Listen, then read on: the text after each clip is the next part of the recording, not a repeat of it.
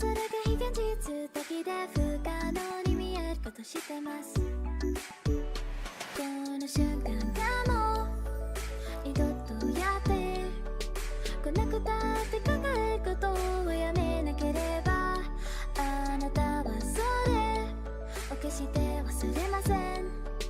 踊り疲れさせます。眠ればいい夢に目覚めた君は何を見るの？君のその一歩が彩る世界に悩み痛み悲しみのない世界、心にしまって大事にするから。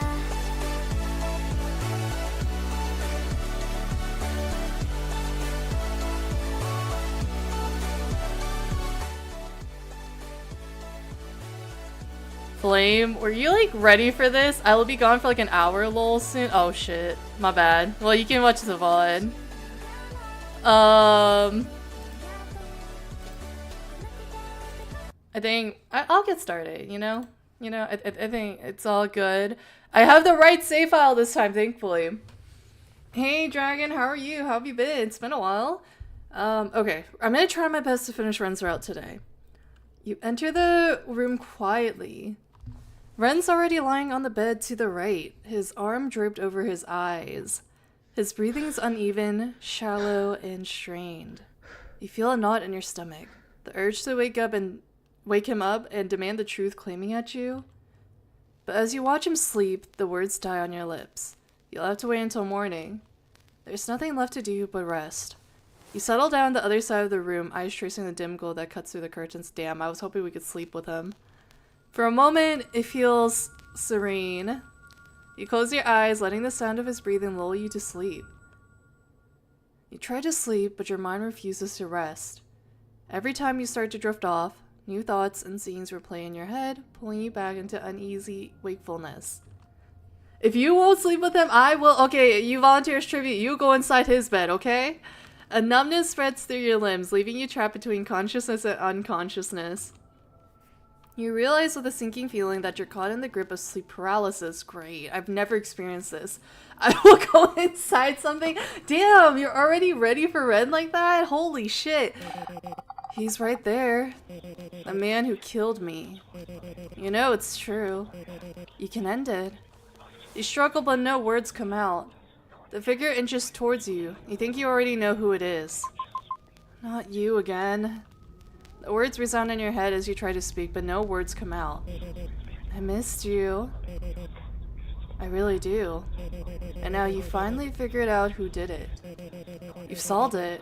You can finally avenge me. Hey, Melatonin, hey, Storm, right on time. Holy shit. He looks so pretty, though, even though his ghost is haunting me. Mambo, mambo.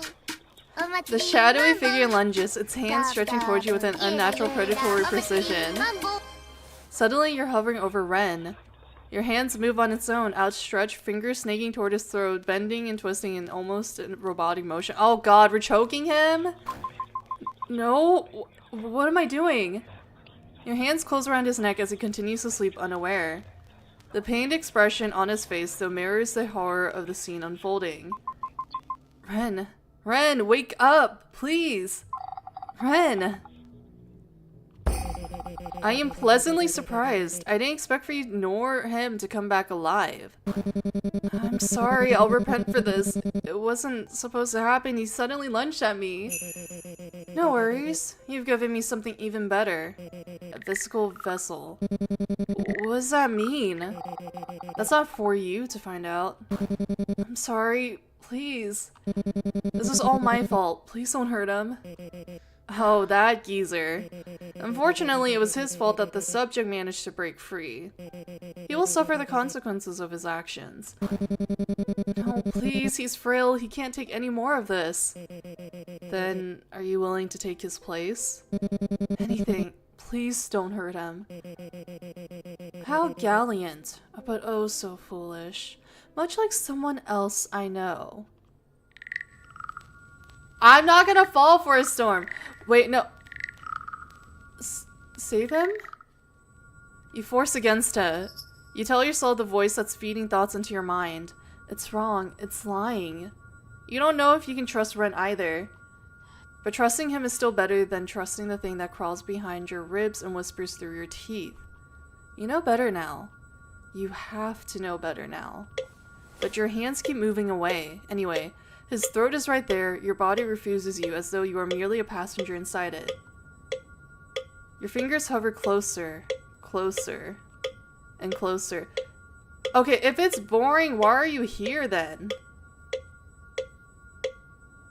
I don't know what you're talking about. What would you possibly fall for?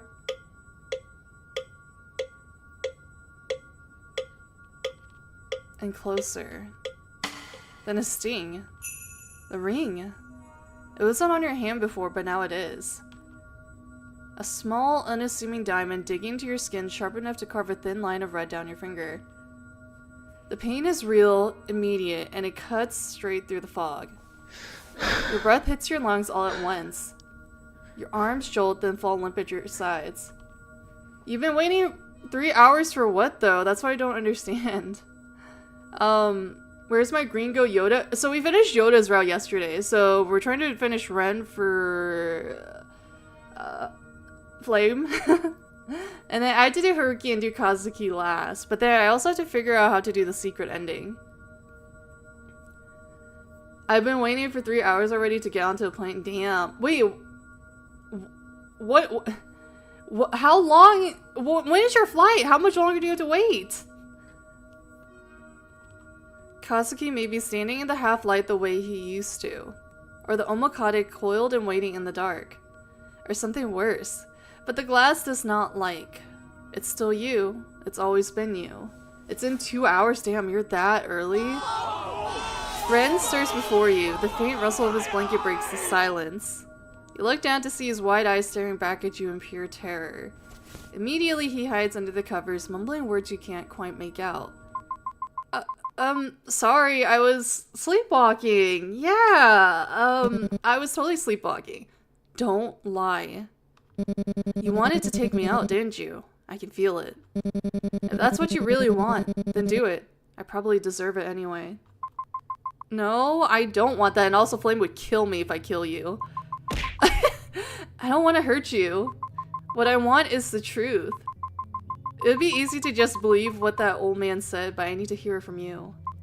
What did they do to you? The casual outfit goes hard. I feel like you would just rip it off of him. You hesitate, flashes of memory flickering in your head, the voices, the visions, Kazuki. I always thought Kazuki was a good person. But if he did something that made you have to protect yourself, then your voice trails off. The words hang heavy in the air before you continue on. I don't really know how to describe it, but he started to hurt someone. You don't feel the need to elaborate. You both know who you're talking about. Ow. And then I saw you. You were fighting back against him. And after all that, you started to talk to someone. Someone commanding, frightening. And there was this moment, something about the punishment. And the last words leave your mouth, mirroring the same words that echoed in the dream. You brought him a vessel. Ren freezes, his lips part like he's about to speak, but no sound comes out. He stammers, trying to force out a word, then grips his throat as if invisible hands are tightening around it. He coughs and gags violently, the sound shattering the silence of the room. Your heart races as he doubles over, gasping. I'm kind of scared of what Flame might say about him gagging, but you know. When he finally stops, he manages to choke out. No, I can't remember. I can't remember what happened. He starts to panic, his breathing uneven as his eyes dart around the room. The LeliaV, bro. You reach out instinctively, your hand brushing against his. He flinches at first, startled by the contact, but slowly the tremor in his hands begins to fade. You feel his fingers shift, hesitant at first and tightening around yours. His touch is cold, yet his pinky hooks around yours, a quiet plea for something to hold on to. I don't remember. I don't remember anything after the punishment. I'm going to die of boredom soon. Why don't you take a nap as you wait for the plane? But I do remember being hurt and hurting him. Kazuki. Before he can say anything else, the coughing comes back. It's harsher, more violent, as if something inside him is crawling its way out. It rips through the quiet, his whole body jerking with each breath. I would if I hadn't already, damn. Ren? He doubles over, gasping, choking on each breath, the sound raw and wet. You reach for him, but he jerks away, strangled noise escaping his throat before one final dreadful cough rips through him. You know, I was going to make a bunch of dirty jokes, but then I kind of refrained from doing so. I don't know what's with me. Okay, well, then again, I didn't sleep that much either still, but a little bit more than yesterday. When his trembling hand lifts, you see it. A long, slick strand of hair clinging to his fingers, glistening under the dim light like something that shouldn't exist. You feel a chill run down your spine, a sense of deja vu creeping over you as it pulls you back to your birthday. The day your mother gave you that unsettling cake filled with strange hair. You never fully felt quite yourself after that day, though perhaps that wasn't entirely a bad thing. Ren immediately flicks the hair away, his movements sharp and frantic. He glances around the room, eyes darting as if something unseen is watching. From his pocket, he pulls out a sheet of notebook paper, hands shaking slightly. He scribbles furiously, then holds it up for you to see. Can't talk, he's always listening. Ren continues to write frantically, each page scratched over in jagged, hurried strokes before he tears it off and tosses it aside. Don't remember much, brain messed up. He scribbles another page, eyes wide, hands trembling. But Kazuki ordered to follow him. He became weird one day, confronted me. He pauses after writing that last part, staring at the paper as if it burns in his hands before tearing it apart violently. With a trembling hand, he writes again. I hurt him badly. I didn't know what to do, brought him back to the place. He took care of the rest. You nervously glance at him, wanting to ask who, but the words don't need to be spoken. I think we all have an inkling already, considering how we finished Ryoto's route yesterday. In Roblox, I beat someone 3-1 with airport Wi-Fi. Nice. Ren meets your eyes, despair written across his face. You both know. I think it's better to talk tomorrow, or, write tomorrow, I suppose. There's not much I can say right now, not until we actually figure out a plan. Is that alright with you? Alright. I don't want to push him. You nod, agreeing with Ren. That's true, it's the middle of the night right now. We should probably get some sleep. It'll help us think better in the morning. Thank you for being understanding.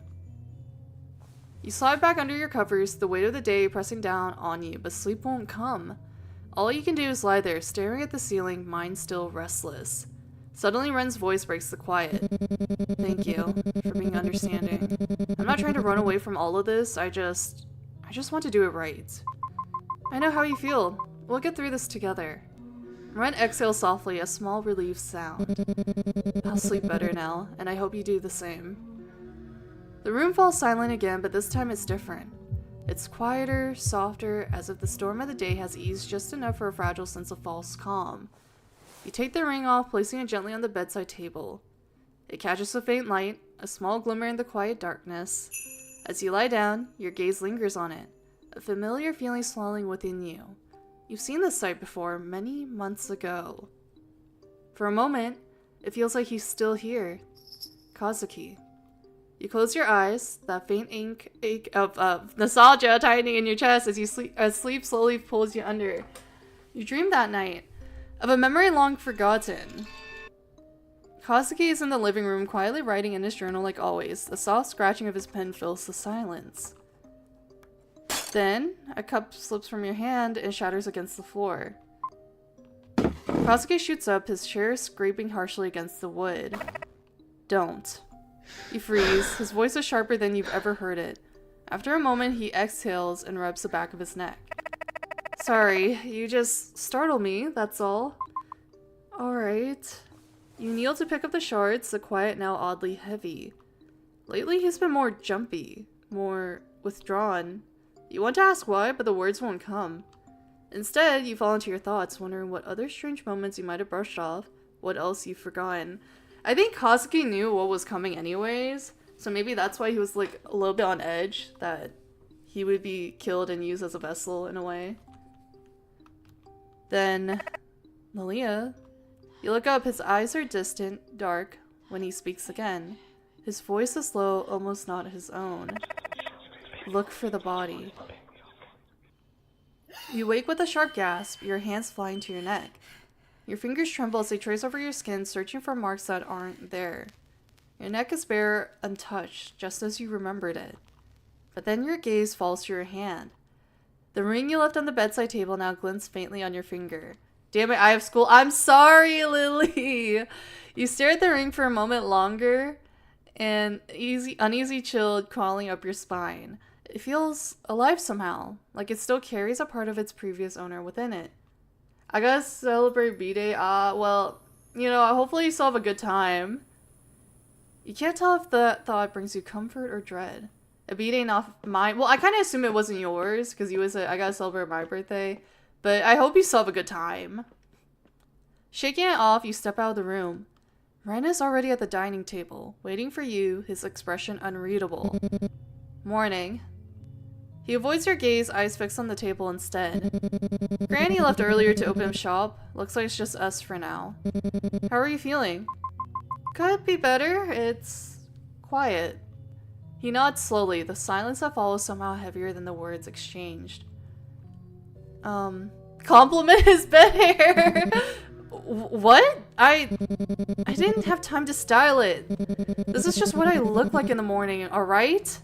He runs a hand through his messy hair, trying to flatten it down, only for a few stubborn strands to stick up again. Stop staring at me. Compliment his pajamas! Are you mocking me? I'll have you know these pajamas are one-of-a-kind, limited edition. A Moraemon x Magical Girl Kirata collab, only 50 sets ever made. He's such a nerd. But that's okay, I like nerds. He straightened us- wait, I shouldn't say that because Flame's gonna kill me. It's okay, you can have Ren still, but I'm not trying to mock him. He straightens up proudly, tugging on the sleeve to show off the tiny sparkly logo near the cuff. People would kill to get their hands on these. The resale price alone could pay for a month's rent. Uh-huh. And how exactly did you afford them? It's my only pair of pajamas, okay? I wash them every other night. I know what you're doing, beating around the bush like that. Enough stalling. We have something important to talk about. I mean, I guess that's considerate of you to try to ease the tension, if that's what you're doing. But if you're just trying to make fun, then I take it all back and I wish 100 years of disgrace on you and your descendants. Ooh, I'm so scared, Red. Oh, so you do have a soft side. Don't push it. Anyway, if we're not talking about that, I'd rather discuss something more stimulating. Like the current geopolitical and economic state of the world right now. Right, okay, just get on with the plan, Ren. Ren exhales through his nose and nods slowly, his eyes fixed on the table. I've been thinking about everything. My master, the fire, that night. Do you consider yourself a nerd? Me? I do. I mean, I don't hide it. He's always been eccentric. Devoted, yeah, but eccentric.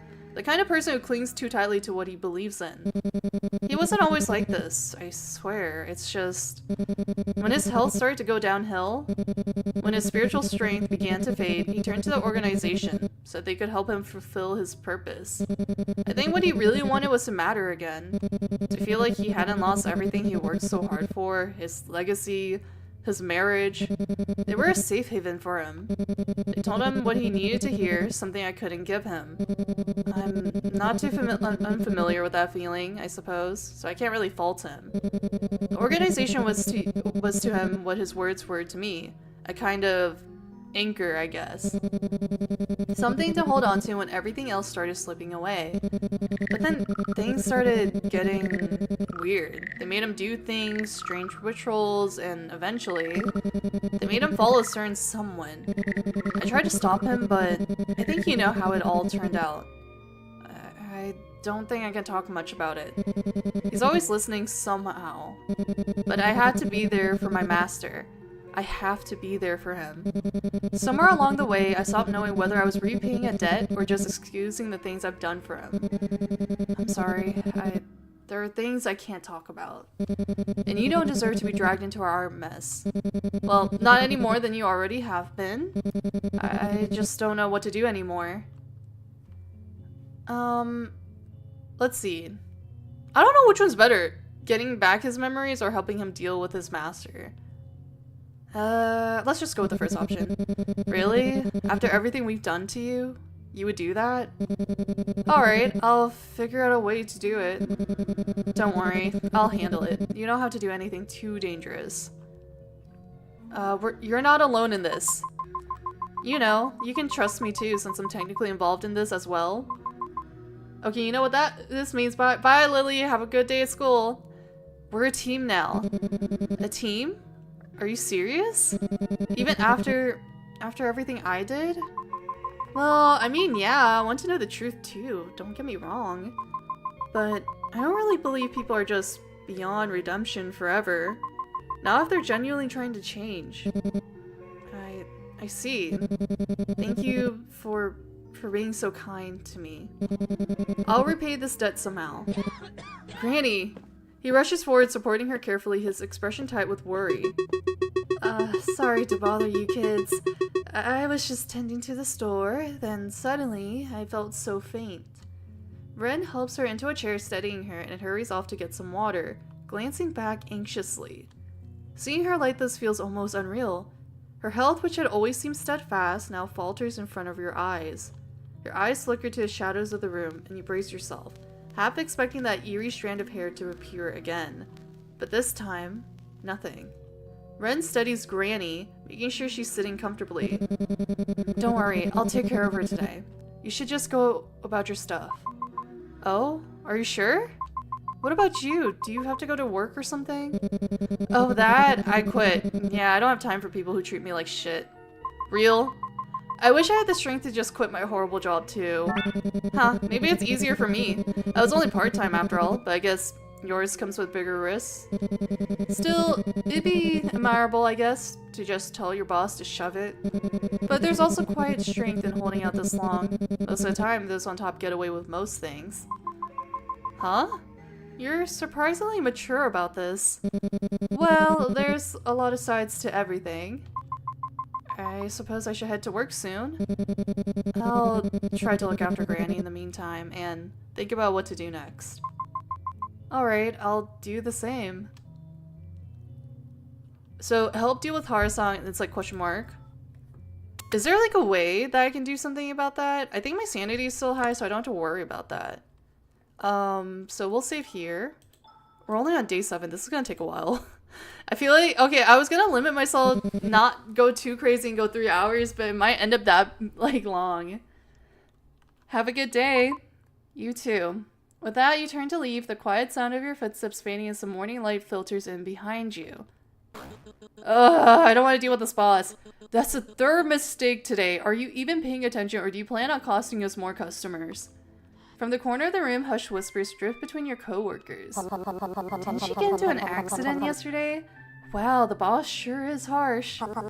Yeah, but she looks fine to me. I heard Nishiyama-san tried to explain to a boss about the accident, but he doesn't care as long as her limbs are intact.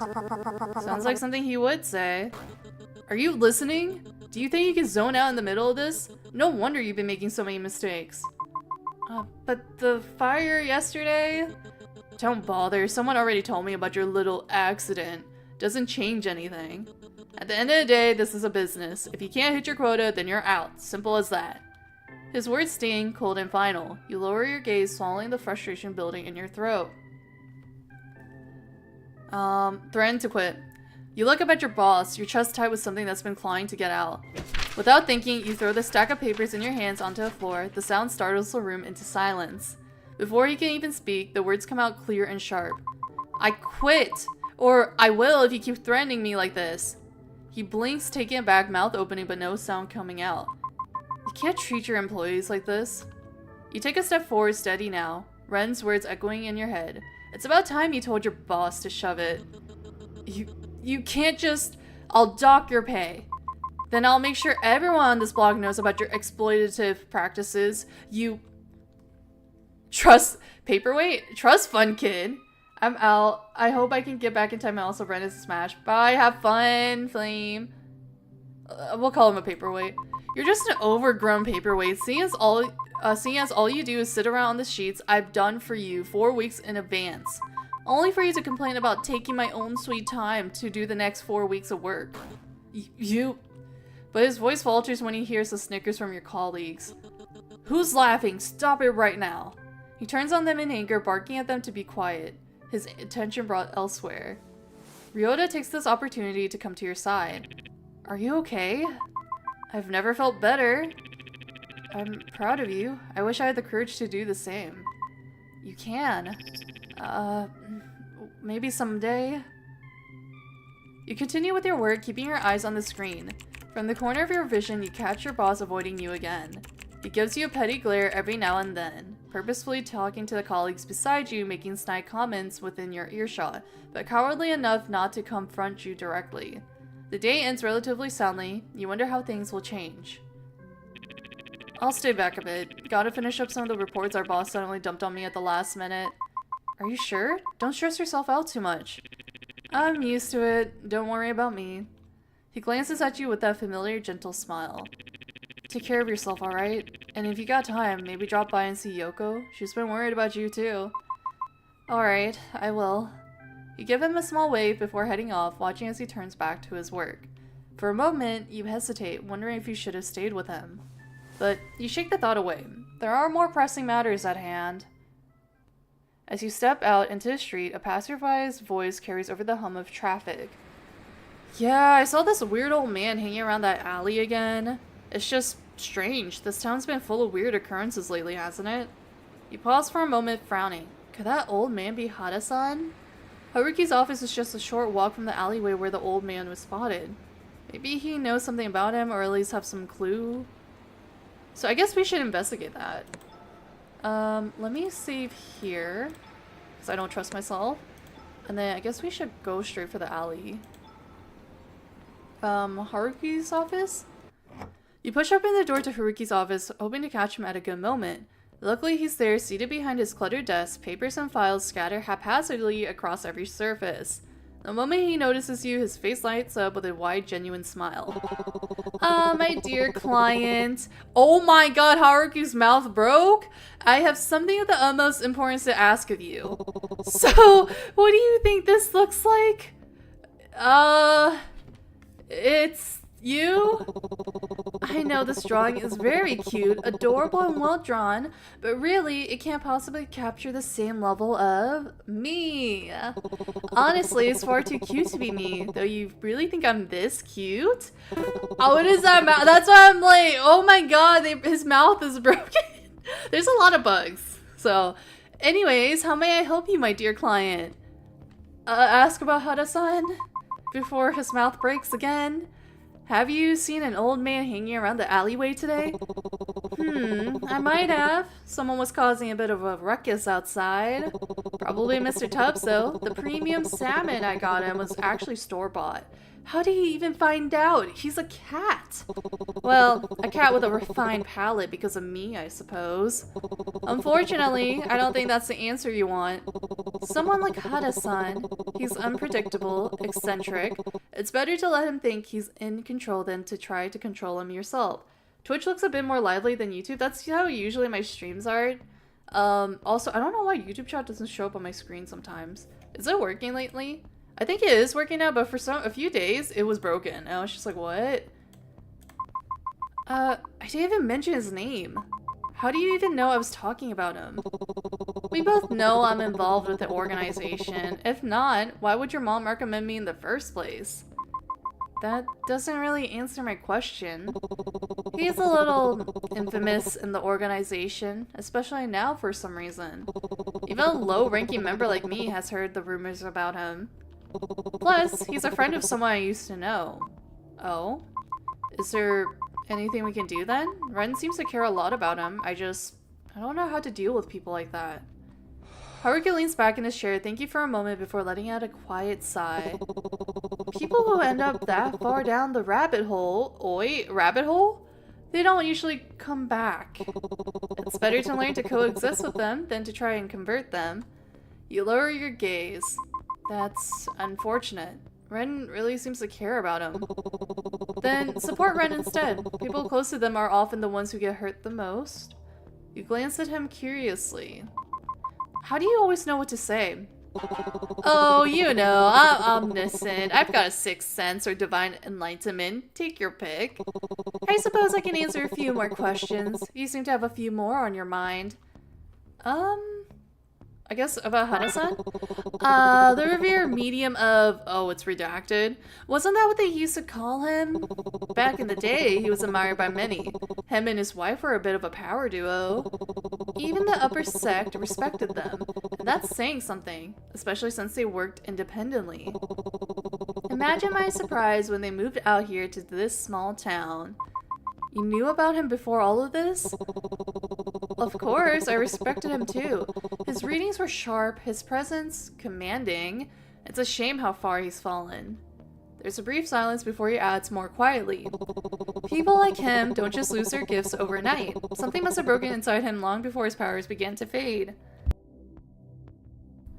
I guess we have to ask about literally everything. So what about the curses? Can you tell me more about the curses, just in case? Now, that's my area of expertise. There are all kinds of curses, you know, from small, simple ones to ones that lead to large catastrophes. Common ones cause misfortune, sickness, or ruin a person's life bit by bit. But the stronger ones can do things like bind a person's will, even stop them from speaking the truth. Stop them from talking about something? Indeed, it's a cruel kind of silence, one that eats away at you the more you fight it. Usually, the way to break a curse is to destroy whatever's anchoring it. Sometimes it's an object, sometimes it's a person themselves. The hardest part is finding out which one it is. But when you do find it, don't hesitate. I think it means sever. Sever the connection fast, because the moment you do, the one who cast it will know. Ask about the organization. How's your investigation into organization been going? It's meh. Okay, it's going well. He hesitates for a moment like he wants to say more, then flashes a small, reassuring smile. Don't worry, I've got everything under control. I even have a new idea that might end everything once and for all. And the priest was helping me just to Why'd you jump? Whether he likes it or not. You want to press him further to ask more questions, but something in his tone tells you he won't answer. Some things are better left to him. Ask about Mom? Haruki, have you seen my mom anywhere lately? I know she tends to disappear for a while, but I don't know, something feels off. Now that you mention it, she hasn't been sending me messages either, nor have I seen her around the commune. But don't worry, I'll keep an eye out. I've got a few sources I can ask. If something's going on, I'll find out. I'll handle things on my end, alright? You don't need to worry so much about the organization. And, as for the spirits, they're only as strong as you let it be. You've done really well so far. Translating stream, just keep pushing forward. You've got this. Okay, so is there any other place I need to visit? Damn, how much have I missed? We finished Ryota's route yesterday. And then I'm trying to finish Ren today. Can I finish Endless Bloom's research in one stream, Shark's World? Can we go to the convenience store? You stop by the convenience store on your way home. The flickering lights hum overhead, casting that same dull glow you've come to expect. Behind the counter, the unfriendly cashier looks up and immediately rolls her eyes. Where's the bunnies? I didn't turn it on for the stream. Oh, it's you again. I don't know why you even bothered coming back here. You don't say anything back to her, but your silence seems to irritate her even more. Glad Ren's finally gone. He's always slacking off, always in trouble. Only someone like you could put up with that. She smirks faintly. Says a lot about you, doesn't it? Yeah, you want to fight? You want to go out into a parking lot? You want to go back in the store and let's fight? You want to, like, throw some hands with me? Tell her to stop running her mouth. You should really stop running your mouth. It's all you ever seem to do. The cashier raises an eyebrow, that same smug grin creeping onto her face. You say it like it's a bad thing, but you're always here, aren't you? Maybe you just like hearing me insult him. Honestly, I'm glad he got fired. Someone like him doesn't even deserve to work in a dead-end job. He's better off being a leech to society. Piss her off. You say nothing. Your eyes drift to the drink sitting on the counter beside you. Without a word, you pick it up and cap it slowly without breaking eye contact. You pour every single drop of liquid on the floor. What the? Are you out of your mind? Her voice rises, but before she can finish, you toss a few coins onto the counter with a soft clink and turn to leave. Was it the right thing to do? Probably not. But somehow, you know, Ren would have gotten a kick out of it. Honestly, it was worth it to, like, spill the drink all over. Also, Hugo's Asylum is rotting. Sector 1 won't even open. Oh, probably because, yeah, they stopped working on it. What other place can we go to? Temple? You step into the temple, the quiet hum of the incense filling the air. The monk is sweeping the courtyard, albeit with an annoyed expression. Stupid, stupid, they never listen to me. They never take my warnings seriously. Is everything alright? He pauses, staring at you for a moment before recognition flickers across his face. You, can you please tell that man? Man? Wait. Sorry, nothing. I didn't mean that. Please move along. His voice is firm, but a subtle tension in it suggests there's more he's holding back. He's talking about Haruki. Oh god, enemies to lovers, for real. I could visit Yoko. I just need to pass the time. I don't know if it matters if I visit Yoko or not. You head to a cafe. Yoko's as cheerful as ever, standing calmly behind the counter. Ame-chan, hello! Unfortunately, my brother isn't here at the moment. But there's something better. Me! Oh yeah, it's always better to see you, Yoko. How many days are in one route? 9. How have you been? As well as a barista, working in a crowded cafe can be. I'm more interested in you, though. How have you been? How are you holding up after the fire? Well, things could be better. I'm sorry. I hope things get better for you. Me too, for all of us. Sounds tough. Speaking about all of us, aren't you already on day 7? Yeah. How's Ryota? He's alright, I hope. He had to stay back for work today. I just hope he's doing fine. I see. You know how he is. Maybe he's just tired. Things have been hectic at work for everyone. Maybe. There's a long pause, the sound of clinking cups and chatter filling the silence. Still, if you get the chance, just talk to him, okay? He listens to you more than he emits. I'll try. Yoko smiles softly, her tone shifting, a faint warmth in her words. I'm glad he's in your care, you know? It must be nice being loved by someone like you. That's oddly sentimental even for your standards. Yoko laughs, waving a hand dismissively, though her cheeks tint just slightly. Don't flatter yourself, Ame-chan. I just meant people seem a little better when you're around, that's all. Can we date Yoko, please? But even as she turns back to the counter, her smile lingers, soft and unreadable. Okay, well, can I go back to here? As you approach the house, you notice the door wide open, swaying slightly with the breeze. The faint creak of its hinges cuts through the still evening air. Granny never leaves it open. You step inside, the lights are dim with a few items scattered across the floor. Granny? Ren? No answer. Granny, are you here? A sharp crack echoes behind you. Pain bursts across the side of your head before you can even turn. The world tilts, your vision swimming with light and shadow. The last thing you hear before everything fades is the faint hum of the wind chime by the door. Its gentle sound twisting into something distant, almost mocking. Then darkness. You wake up to the sound of dripping water. Your wrists ache, bound tightly behind the back of a chair. You try to focus through the haze in your head, but your thoughts won't line up right. There are 2 shapes in the dark. Granny. Ren? Neither of them answers. A voice from somewhere behind you speaks instead, hoarse and trembling. You're awake, finally. You flinch, the shadows shift, and Hada-san steps closer. His eyes glint like wet stones in the dark. I didn't want it to come to this, you know, but I had no choice. You wouldn't understand. None of you would. You tried to move, but the ropes bite deeper into your skin. What did you do? Where's Ren? What is this? Ren, my dear Renjiro. Such a promising one, wasn't he? So obedient, loyal, but that's what ruins him in the end. Devotion without direction. You people think faith is pretty words and prayer, but faith demands proof. Proof through sacrifice. Sacrifice that I'm willing to make. You're not making any sense. He cuts you off with a sharp slap that stings across your cheek. Okay, I'm gonna kick him in the balls. Don't speak to me of sense. You think I don't know what I'm doing? I lost everything.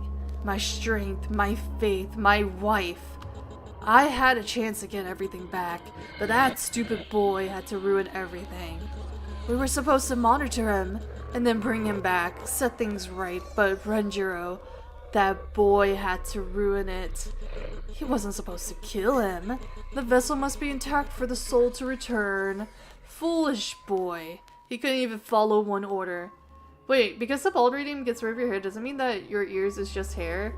Well, no. Okay, so I wanted my ears to stay when I went bald, but I think my artist didn't understand that because I had like a lot of things I was asking from them, so I think it was like a misunderstanding. In my 1.0 model, the ears stayed when I went bald. He stopped suddenly, turning towards Ren's slumped body. But it's not too late. No, no, no, no.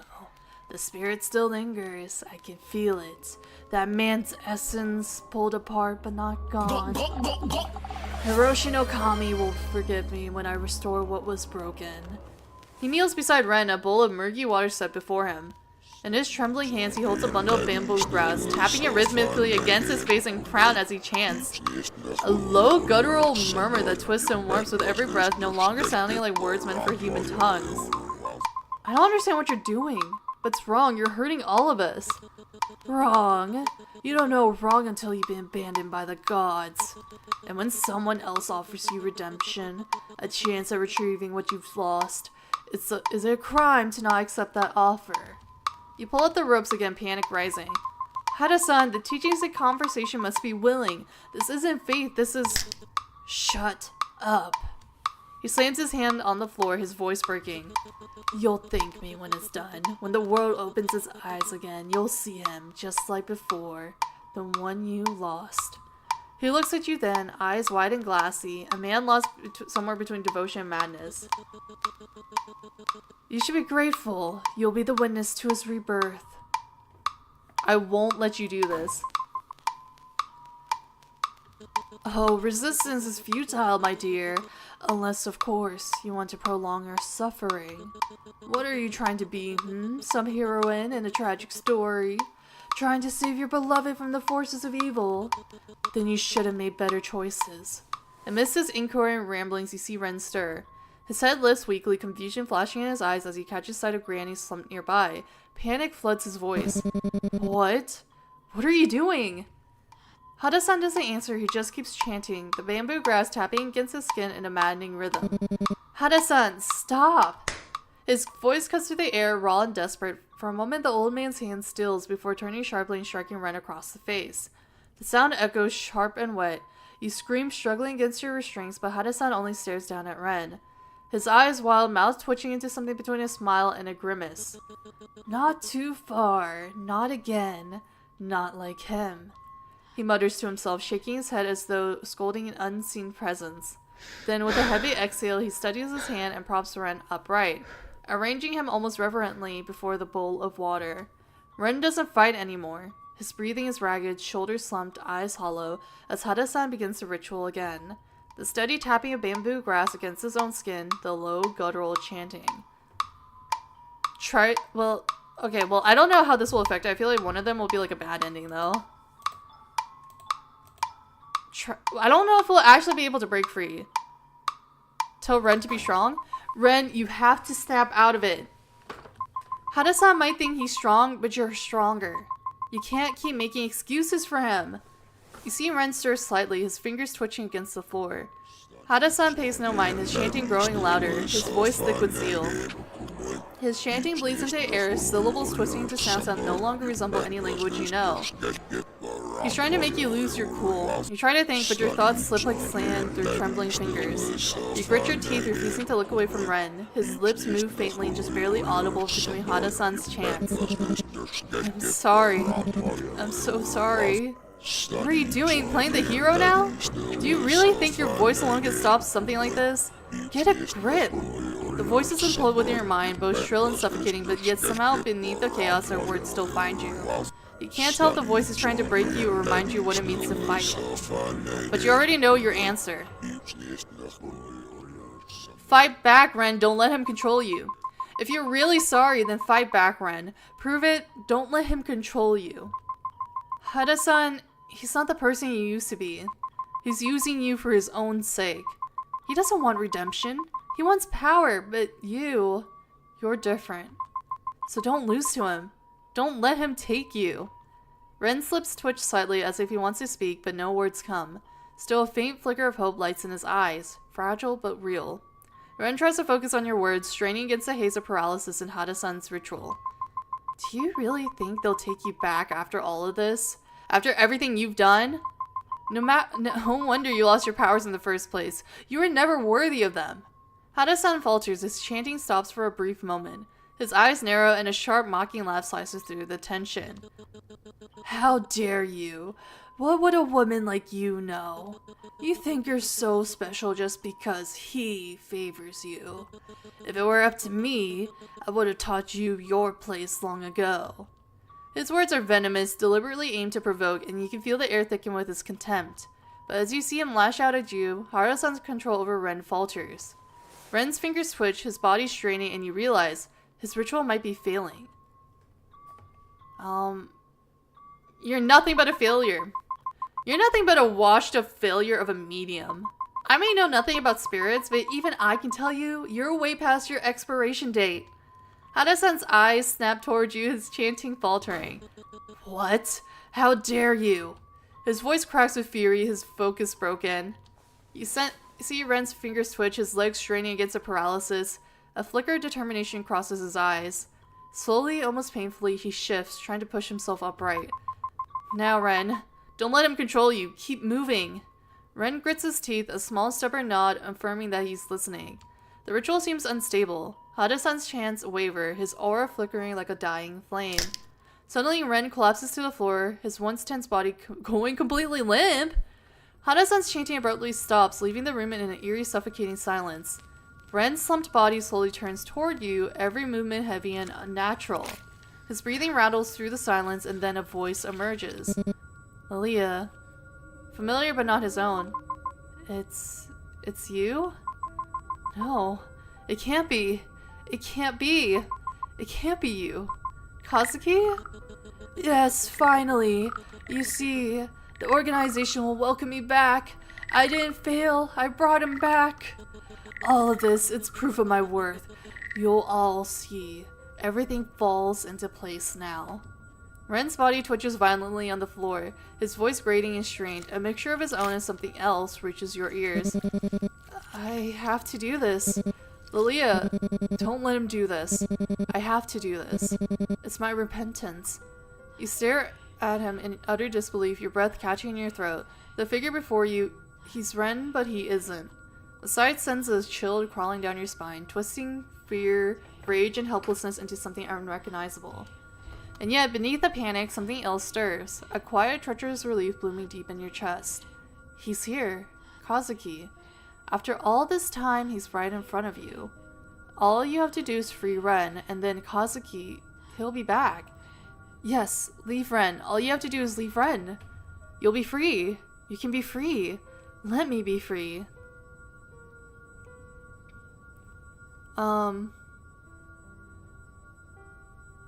Ren, this isn't repentance, it's running away. You ignore the incessant voice in your head. You don't have time for that. Someone more important needs your help. This isn't repentance, it's cowardice. It's exactly what Hada-san's been doing, running away instead of protecting what's important. Don't lose to someone like him.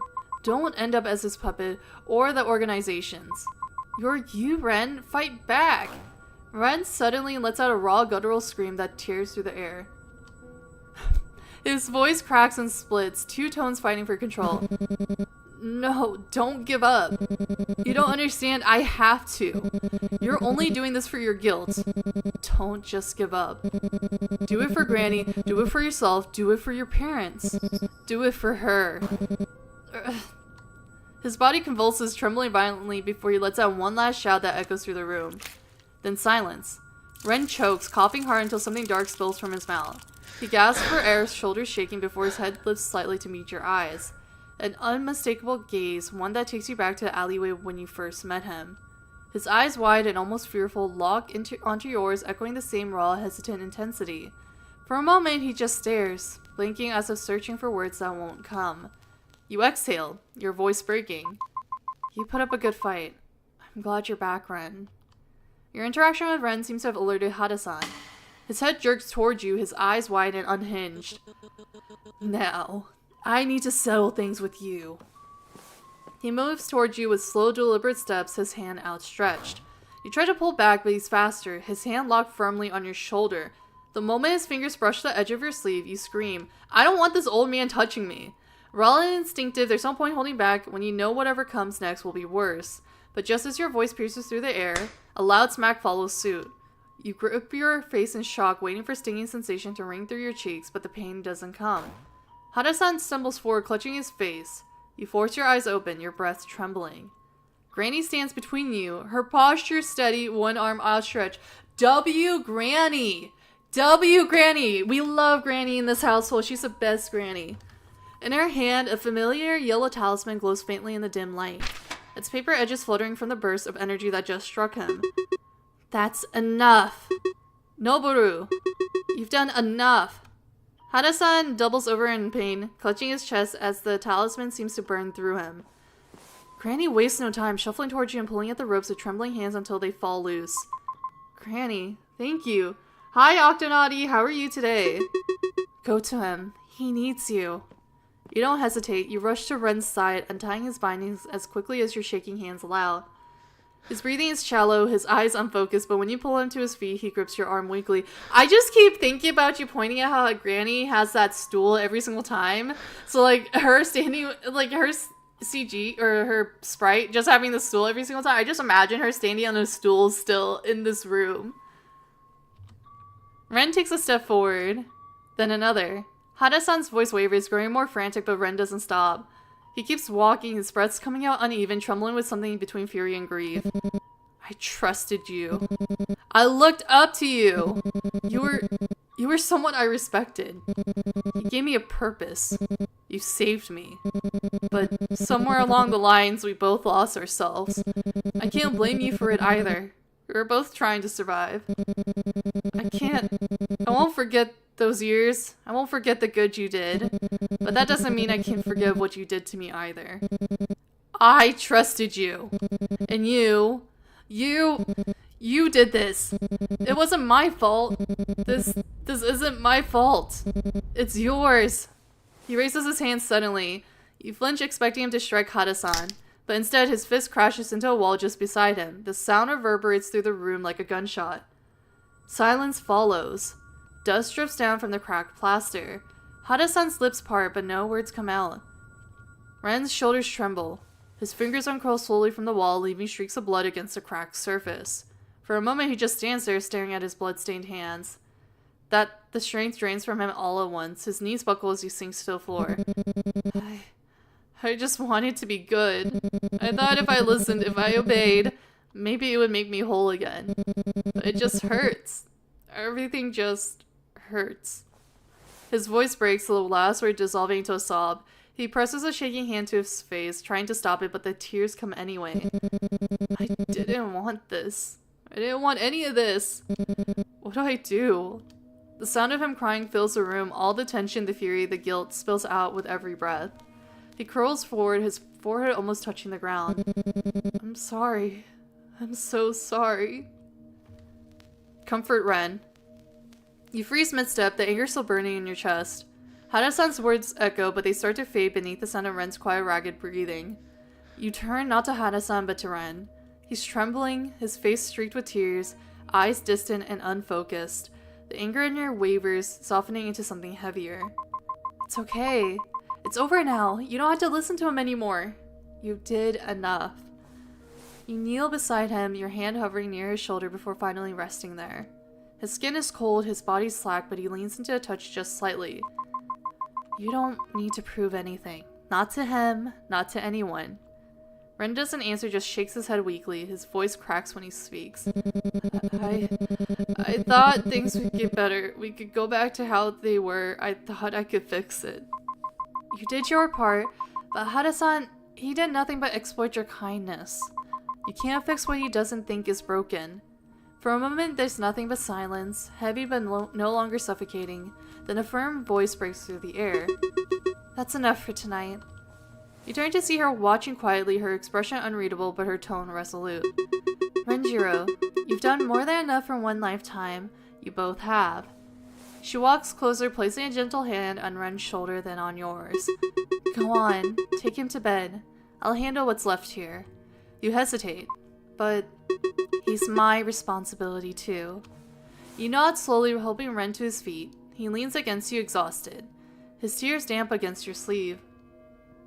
Together you walk out, leaving Hadasa in silence behind you. You both head back to your room in silence. The floorboards creak beneath your steps, the faint hum of the night air filling the gaps between you. When you finally sit, each on your own bed, the quiet lingers. Neither of you says anything. You open your mouth trying to think of something. Anything to break the stillness. But Ren beats you to it. Thank you, Lelia. For everything. Creak? Yeah! But get your mind out of the gutter, Flame. Not that kind of creaking yet. I just did what I thought was right. Then I'm glad that what felt right to you was choosing me. Oh, we get to see him smile, though. Don't say things like that so suddenly. It's embarrassing. I mean, when Hada-san brought him back, I thought you'd choose otherwise. I really thought for a second that letting him take over, it was the right thing to do. But you believed in me, you trusted me. You wanted me to stay. Of course I did. You're someone important to me. Ren lets out a small laugh, the kind that almost sounds like a sigh of relief. You too. More than you can imagine. For once in my life, I'm actually glad to be alive. I'm just glad that I didn't die in some lame-ass death. Can you believe getting killed by someone who's already dead? Major L. It's getting late. We should head to bed, right? Yeah. Heading to bed now. He turns off the light before you can respond, curling into his blanket. Good night. And, thank you again. I swear, leave this room, Octonaughty. She's not gonna notice you anyway. Wait, what? I didn't notice you guys. Do you guys... I said, oh, Octonaughty, how are you? But how are you, number 8? Number blockade. You lie back onto your own bed, eyes tracing the faint cracks in the ceiling. You don't hear another peep from him. Except the words from before, repeated in your mind. I'm actually glad to be alive. You smile faintly to yourself. Huh? Me too. Day 8. We're getting closer. Slowly. You dream of a life once before. The room is dim, lit only by flickering candlelight. The scent of incense burns sharp in your lungs. BRB gotta eat cake. I guess I could make a joke, but not. Okay, I hope the cake is good. You're standing barefoot on tatami, the silk of an unfamiliar bridal kimono clinging to your skin. You look around. The room is old, tattered. You try to run, but your limbs have been both bound. I've been waiting for you for centuries. If you marry me, everything ends. The curse, the suffering, it all stops. We'll finally end what we started. Who are you? Where am I? Where is my mother? You really don't know me? You don't know any of this? I was taken here in the middle of the night, dragged out of my home, and dressed in this ridiculous outfit. I know you people are part of my mother's group, but I didn't consent to any of this. So please, let me go. Unfortunately, I can't do that, for both our sakes. I don't understand. Please just let me go. But you promised. His voice cracks, echoing against the paper walls. Don't you remember? The riverside? You said if we met again, you accept the proposal. After all that time, I spent waiting here, waiting for you to come back. You're going to say no? I don't even know you. He grips your shoulders, trembling. You will. You have to. Or I'll make sure you do. This ceremony, this marriage, it's the only way to end it. The only way to end the cycle. Marriage to who? To me. For a moment, he looks almost broken. His voice drops to a whisper. Please, please just say my name once more.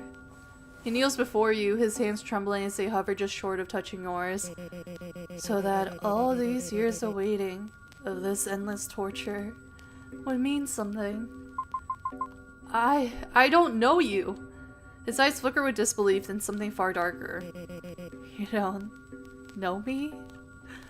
A bitter laugh escapes his lips. Is it because of this look? Is it because I don't look like him? I was once... No. He pauses, his voice faltering, caught between grief and rage. I am your everything. He reaches towards you, desperate, unsteady. The candles flicker out. The world collapses into shadow before he can finish.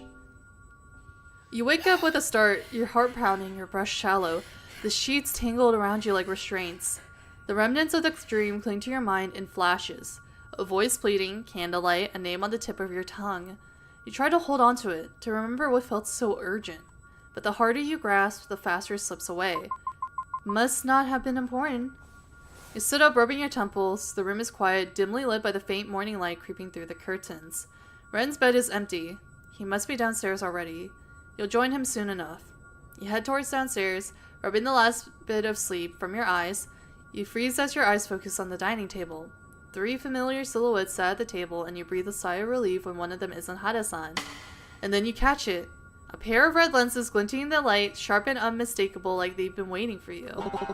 My apologies. What is happening with his mouth?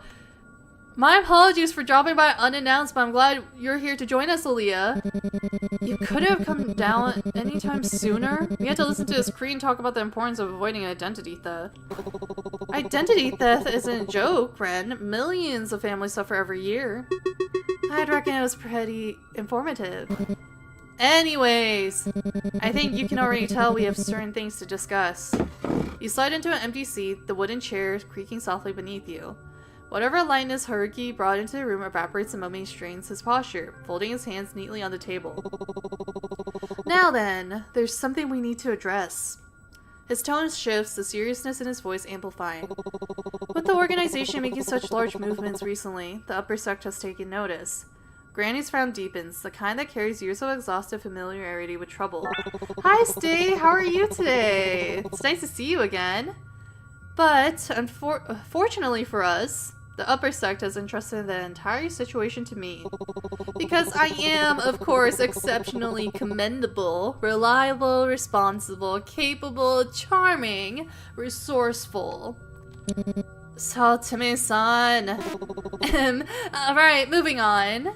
He clears his throat, posture stiffening as he returns to the actual point. The first order of business is with you, Ren-kun. Normally, I wouldn't extend my services to an outsider, but since Lelia cares about your well-being enough to consult me about it before, I've come up with a way to break that little curse of yours. All without any lingering consequences. Probably. Haruki? Right. What I mean is, I have a proper solution now. It seems that the curse placed on Ren regarding his inability to mention certain events is tied directly to Hada-san. In a comically ironic way, Hada-san's spiritual powers have been siphoned off from him and used to bind Ren. Whether he's aware of it or just being manipulated into feeling the curse without realizing it, the result is the same. You feel your pulse quicken as Haruki pushes his glasses up with a sigh. His tone far too casual for the severity of what he's saying. The only way to free Ren is to destroy the source. And that includes stripping away whatever power he has left. That's what's binding the curse together. Of course he pulls something like this. Are you alright, Ren? It hurts, but I'm not surprised. But even so, taking away the last thing he cares about. That's too cruel, even for him. I don't know why, but it gives me DDLC chills. I don't know why. Maybe because I'm a DDLC fan. I think because it's like, even though it has dating sim elements, it's much darker and it has a lot of psychological horror, supernatural stuff going on. So I can see why you would be like, oh, it's giving me DDLC vibes, but not 100% one-to-one. You can't take away his power. Renjiro, you should start caring about yourself too. I'm sure Hada-san knew of the consequences when he decided to do what he did. Granny's right, and honestly, this is only the tip of what he's done. Hey, we get to see Ren, so horror's fine. What's a little revenge in the grand scheme of things? Ren's head snaps up, eyes narrowing. And what would you know? Haruki doesn't flinch. I know when someone with evil intentions towards me deserves to be punished. And I know when to stand up for myself. I don't have to take this from you.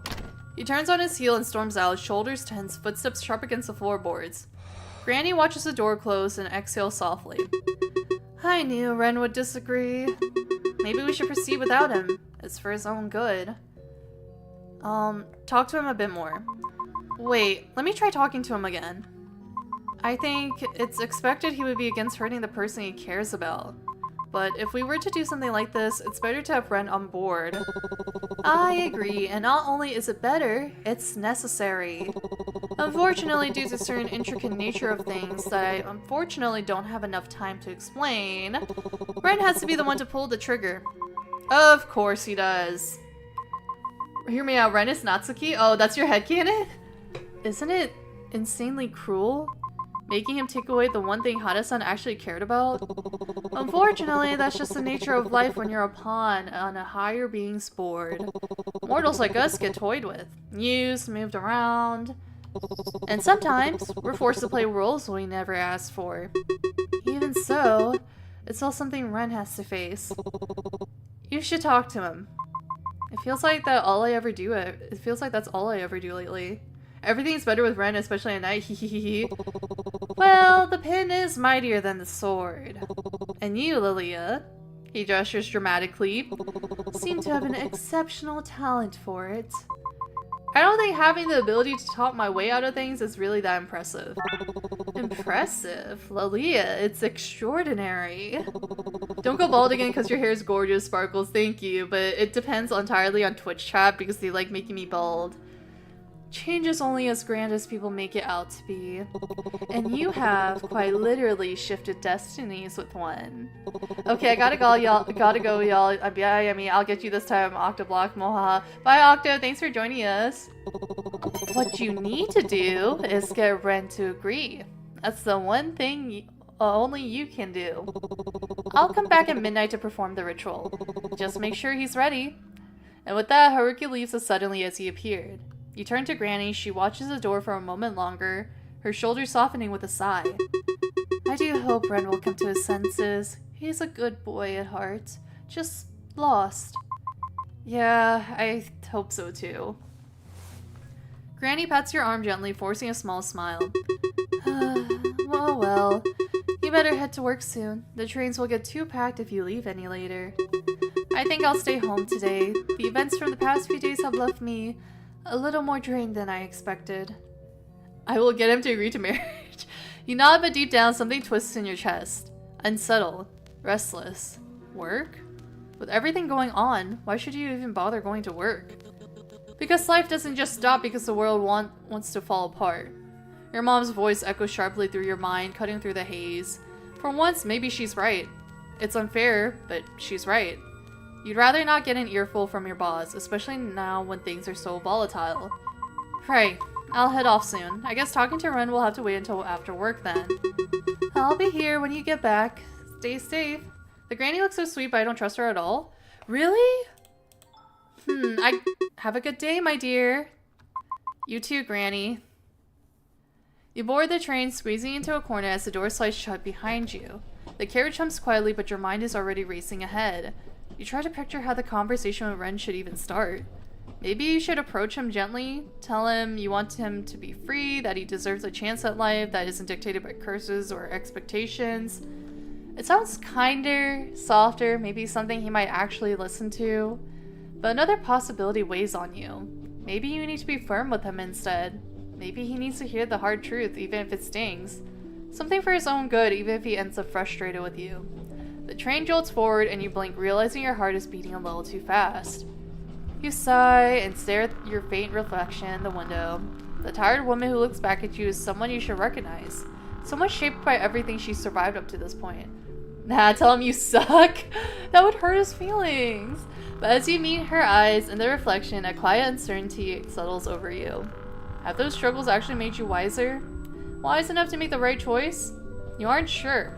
And that uncertainty follows you as the train rattles on toward whatever comes next. You head to work, the thoughts still lingering on your mind, but only to stop short at their entrance. Police cars line the street outside the office, lights flashing against the glass walls. Officers move in and out of the building, tape stretch across the entrance. You spot Ryota standing off to the side, staring at the scene with a distant, unreadable expression. You walk up to him. Ryota, what's wrong? What's happening? He startles at the sound of your voice, shoulders jerking as if pulled out of a deep thought. He blinks at you confused for a second before recognition settles in. Lelia? Oh, right, Lelia. Lelia. He exhales shakily.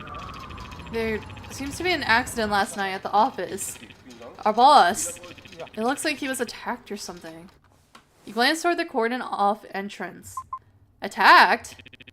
The police won't say anything yet. I gotta go too. If Octonaughty's here to call me, didn't I already say this last live stream? Bye, number block 8. But they've let us use the other buildings for work, fortunately. Or unfortunately. He swallows hard, eyes drifting back to the flashing lights. Well, you better head to work. He says it, but something about him is off. There's a heaviness clinging to his voice, something strained and far away. He doesn't move. Instead, Ryota keeps staring at the police cars, at the flashing red and blue reflecting in his eyes. They look unfocused, glazed over like he's seeing something far beyond the scene in front of him. You wonder if he's hiding something from you. Ryota suddenly turns to you, his shoulders tense and his expression unreadable. Forgive me for the sudden question, but do you think our boss deserved it? To be attacked, that is. I mean, he wasn't a good guy anyway, always looking down on people, predatory practices. And I heard some uncomfortable rumors from the accounting department too. He wasn't a good person, but do you think he still deserved to be hurt? I kind of say yes. But I don't know. Like, I just say he got his karma for being a piece of shit in life. But should I outwardly say yes? I'll just say it depends. I believe that karma exists for people in a way. Just because, like, you know, you should put out good things in the world and then good things will come back to you. You shouldn't just do it just so good things happen to you, but in general, just be a decent person. I don't think you can fit something like this into a simple yes or no.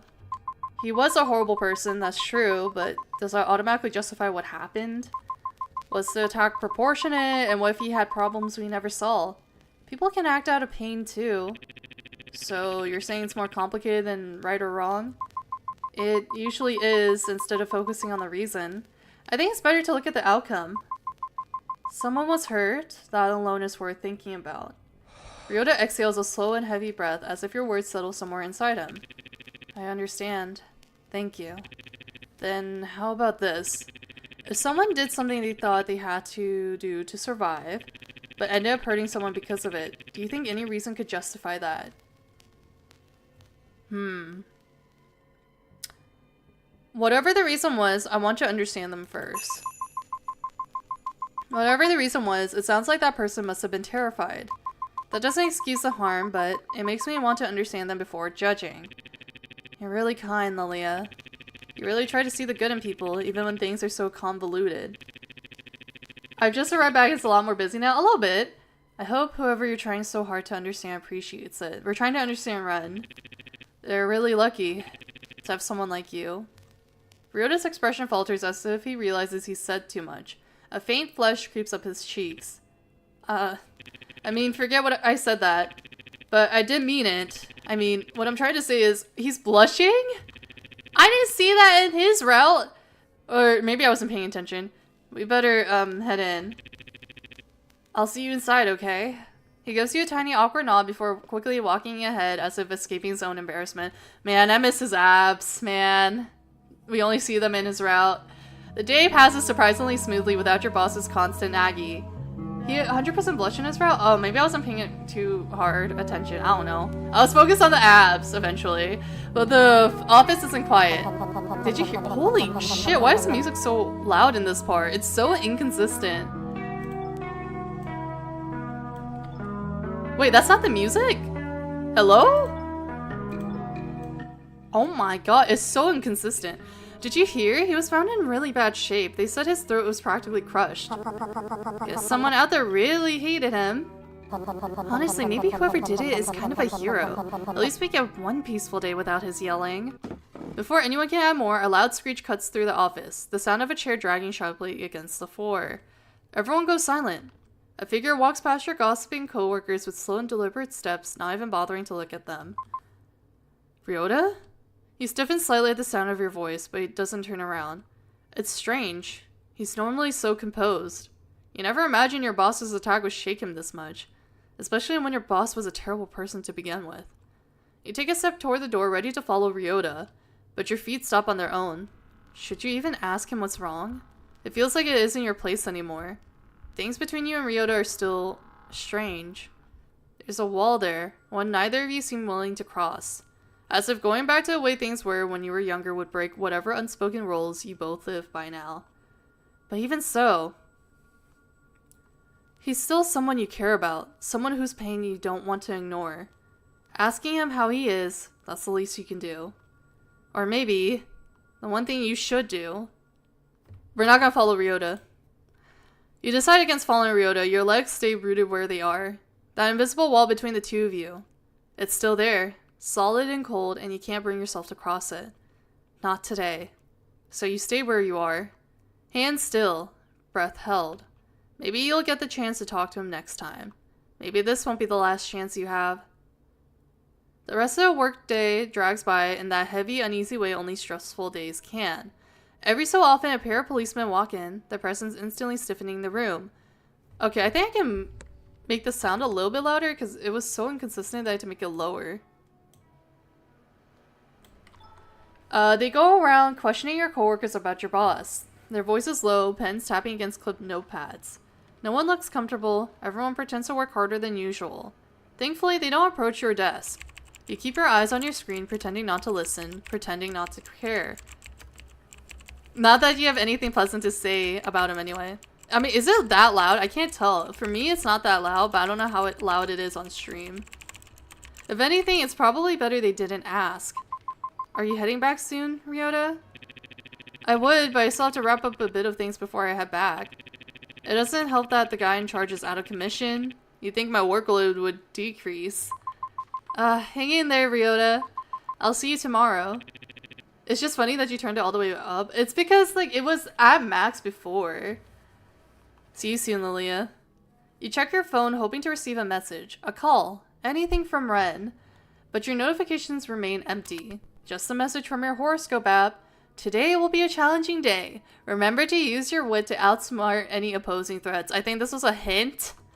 Vague and unhelpful, much like many horoscopes. I'll probably head back at 11:30 p.m., which means I have a few hours to find Ren. Where do I even start? Maybe I should look around town. Ren is bound to be somewhere. Maybe places he's visited before. Okay. I don't know where to look for him. Crap. Okay. Riverside. Should we try Riverside first? You head toward the riverside, the light ripples across the water, and you spot Ren. Oh, how did I know? He's standing near the edge, staring out as if he's trapped in the dramatic opening of a music video. His posture is rigid, lost in thought. You step closer, trying to keep quiet, but a branch snaps loudly beneath your foot. The sound echoes. Ren doesn't flinch. Instead, he turns to you as if he had been waiting. Took you long enough. Sorry, I had a busy day. I get that. Doesn't mean I... Never mind. Look, I've been thinking about everything that's happened, and before you say anything, just listen, please. I've been thinking about what Saotome-san said. Maybe I should go through with the ritual, but I just can't shake off the feeling of worry. It's like when my mother got diagnosed. We saw the symptoms, we got the answers we were looking for, and somehow everything after that felt so much worse than not knowing. But then what? Everything that came after just felt worse than before. The truth didn't set us free. And then there's the cult. They won't let this slide. They're definitely retaliating when they find out about Hada-san. There's just too many things to keep track of, and I don't even know what I'm afraid of anymore. You think about Ren's words, his hopes, his fears. Maybe... You don't have to worry about what you're afraid of? You don't have to worry about what you're afraid of? You don't have to know exactly what you're afraid of. Fear gets tangled. It's allowed to. What matters is that you're not facing all of this alone. Ren's shoulders soften, the weight easing a little. But all of these worries don't matter if you're not here with me at the end of the day. Hurting someone, living with the outcome, all of these things are hard to swallow. I understand, but it's okay to be scared of what's to come. I've been terrified all of my life. Even now, I'm so scared and anxious of the future. But no matter what happens after the ritual, if Hada-san resents you for it, or if the cult retaliates, we'll face it as a team. I'm scared of the future too. A future I can't control, a future that could fall apart no matter what I choose. But even so, it's still mine, and you deserve that too, Ren. A future that belongs to you and no one else. A future that's mine? Something to look forward to, I guess? I know the right answer is. I know what needs to be done. I know it's just... I'm worried about what comes after. I'm going to be honest with you. I can't tell you everything about what happened with Shimizu-san. But this... I can be truthful about it. I'm scared. When the curse is lifted, I'll have to tell you everything. All the things I've done to protect Hada-san, all the things the organization made me do, and then what? I don't think I can handle you of all people resenting me. I need you to reassure me that you won't hate me after. I want you to see the real me. Accept the real me. But that includes all the ugly parts too. If you can do that, then maybe I won't be so afraid. I'll never hate you no matter what you reveal. I can tell you that I'll never hate you, no matter what you reveal. No matter the things you've done, I won't hate you. We can never hate Ren. Even if I've done something completely vile and unforgivable that you'll simply overlook. Are you sure? And what if you do? What if you change your mind then? He steps closer, searching for your face as if trying to catch the slightest flicker of uncertainty. He's getting closer. Can we kiss? Can we smooch? Can you say for sure you won't be angry if I tell you? Oh, redacted, redacted. What the hell? What is redacted? Are those the 4 options we get to choose from? Kiss, kiss, kiss? And then fuck, literally? His throat seizes mid-sentence, his eyes widening. You see him jerk forward, hand flying to his mouth as he starts coughing violently. Ren! You reach for him instinctively, but he raises a trembling hand to stop you.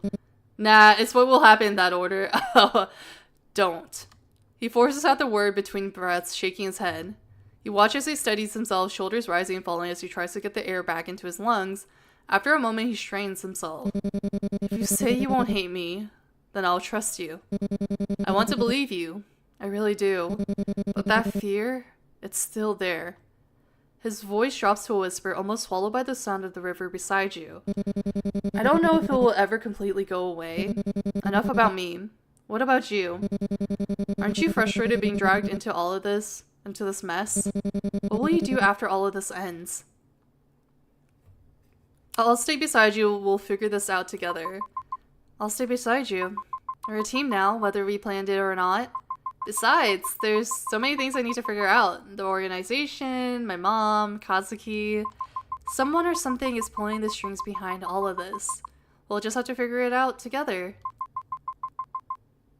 I'm frustrated that we both still got clothes on. We're in public, Flame. You want him to, like, strip in public? What if someone sees? You don't have to face any of this alone. What is this, some sort of mystery novel? It can be, as long as you let me stay by your side. Maybe that won't be too bad. Ren goes quiet for a long moment, eyes lowered to the water as if searching for the right answer on its surface. Everyone in the city's probably dead, so it's safe. I don't know. I don't like public stuff. I don't know if you're into that, but hell no. I've thought about what needs to be done. Not to run away. Not this time. Give me until midnight. I'll be back. I promise. Lelia, I'm glad I met you. And from now on, every decision I make will be for you. The words linger in the air, sweet, heavy, terrifying in their honesty.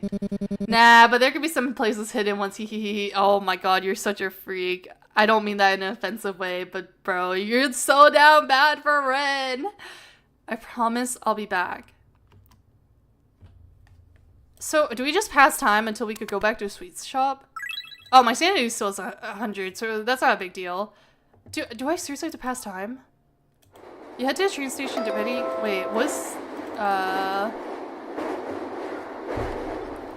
don't worry, I've been called a lot worse, so I don't mind. Ren always makes my sanity high. Oh, I'm sure it does. I'm sure it does. You know what? Okay, so okay. I want to finish it, but I need to eat something. That's the problem. I need to order something because I don't have a car today. My grandparents took my car. So what do I do? Do I just order food now? But then if I order food and it gets here, I gotta eat it. I'm not eating it on stream. Aw, crap, what do? I do need a pass time, so we'll just go to different places. Ah, you're back. How does sound's been active more than usual? God, the train sounds won't end. A deep animalistic scream echoes from behind the wooden wall, his fist banging loudly against them. He keeps telling me to let him go, but don't worry, I'm keeping him at bay. She adjusts her apron calm as ever, though her hands are trembling just slightly. Reminds me of the bird thing. Remember the bird game? Yeah. Go rest, my dear. I'll alert you when the time comes. You nod and head down the hallway to your room. As you rest in your room, the sounds hit you. Soft shuffling coming from outside. I just realized I'm not, tracking my model, so I'm probably frozen on screen, but it's also because I'm looking for food. What do I want to eat? That's, the problem with me. I never know what I want to eat. I just know I want food in my system eventually. I just need it in me, so, I'm not, a picky eater, so that's also, a reason why I have a hard time. What do I want to eat? Me with Ren? What do you mean, me with Ren? Which part? You need him inside you or something? Okay, what can I get?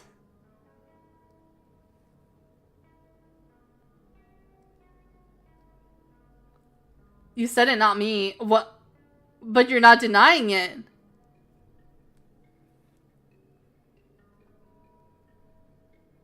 Why are that eligible? I'm not buying 2 of these. I'm not that much of a big bag. What do I get? I don't like any of these options.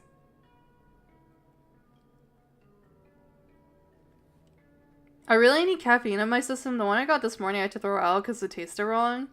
I feel like it might have gone bad, so I had to throw it out. It makes me sad. Where's a good place that sells me caffeine that I actually like to drink? I don't think me denying it would work at this point. Oh, because you've said a lot of stuff that I don't think, we would believe you at that point.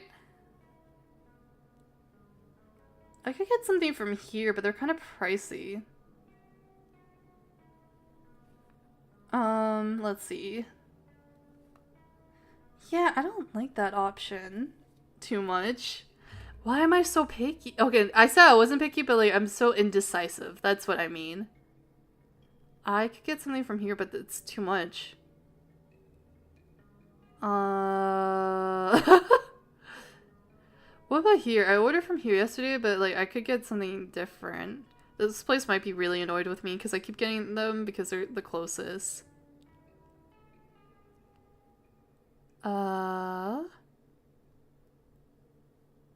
Maybe a sandwich? I mean, you're not wrong. Let's see. They have...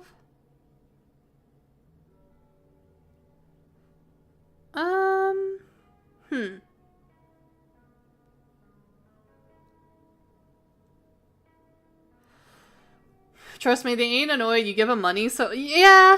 But I wonder what they're thinking if they see my name so often pop up on DoorDash or something. So I'm just like, man. It'd be easier if I had my car, so I can just at least get the caffeine myself. Probably the regular. Oh, this place... Wait, I can add alcohol to my cart? Oh, I'm not ordering alcohol. I don't think we want to see drunk me. Actually, I've never gotten drunk before, so I wouldn't know what I would act like. So, to be honest, I might be normal. Just buy a horse and ride it there?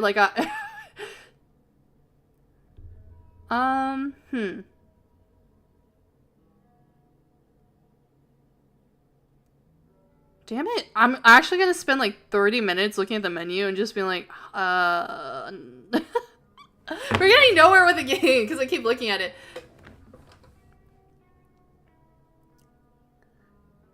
What are these options?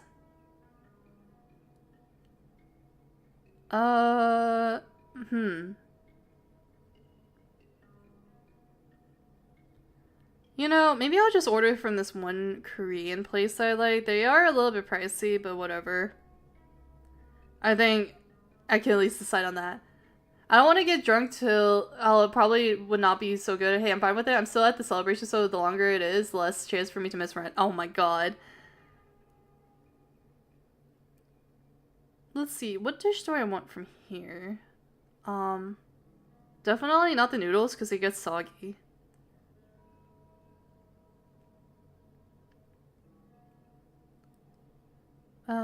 Let's see. Side dishes.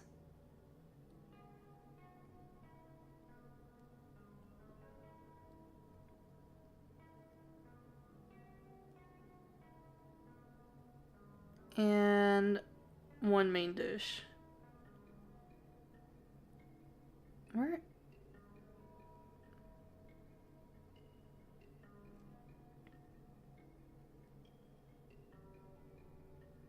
Let's see. How pricey is this gonna be? If it's too pricey, I might not order from there. Okay, yeah, nope. Scratch that. I am very talkative today because I just drank a cola and I took my meds today. Damn. What about this place? The last time I ordered wings from this place, they were really like... The fries were disappointing. It actually made me sad. It was such a disappointment. I was like, what the fuck?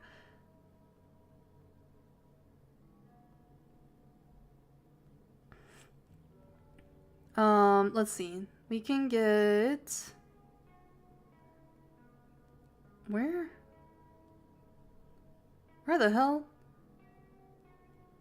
I could get 100 wings combo. Who the hell is buying all that? Well, I guess if you're like catering. Who is buying 100 wings?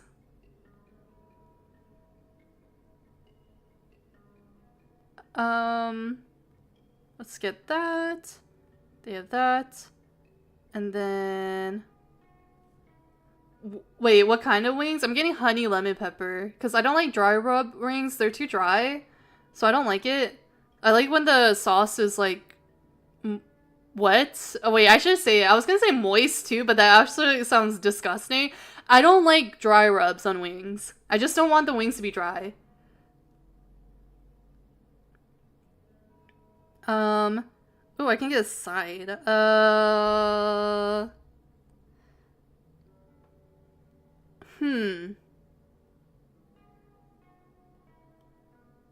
I can't get honey butter fries? What? Aww. And all I could say would be about Ren. Okay, we all know the drill by now. Fries topped with honey butter sauce and cheese sprinkle. But I'm afraid that fries are gonna be soggy as hell. Because, like, they sit out and it's just like, that's disappointing. Let's see. I could probably get a different side then, if the fries... Just in case the fries are soggy.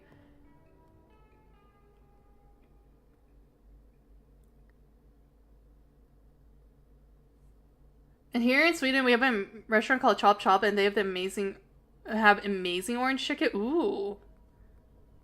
I'm particularly picky about Chinese food, so yeah. Hey Lily, I hope you're doing well. Dare I ask if you've been causing too much mayhem today? Not exactly. I think it's been pretty chill. Right now, I've literally been looking at DoorDash for like 10 minutes because I can't decide what to eat. Like, I'm not picky, but I'm so indecisive. So it's like really a pain in the butt ordering food for me. So if anyone asks me, oh, what should we eat? I'll be like, whatever you want. I'll find something from there. You just decide and I'll order something. I think I got everything I needed. Wait, they have dessert there? I kind of want sugar in my system. Okay, I don't like this description. So they have a dessert option, right? And there's cheesecake on there. And it says cheesecake flavors will be sent at random. So am I playing like gacha games, but with cheesecake? Like with my food now? So I get like a random cheesecake flavor? It's not even normal cheesecake? Wait, is that the same thing for the cookies? No, okay, the cookies are just the same. It's just the cheesecake we're playing Russian roulette with. Oh, you're getting food for chat? How very nice of you. I'll pay you back later on. Haha. Oh yeah, what do you guys want? Totally will buy it. You know, I kind of want to see if the cheesecake flavor is random because it says the description is random. I want to see what they send me. I might regret it, but you know, I'm really curious. They piqued my interest with that. Gamble. Yeah, I want to gamble. I want to see if it's actually just normal cheesecake or if they send me a random flavor.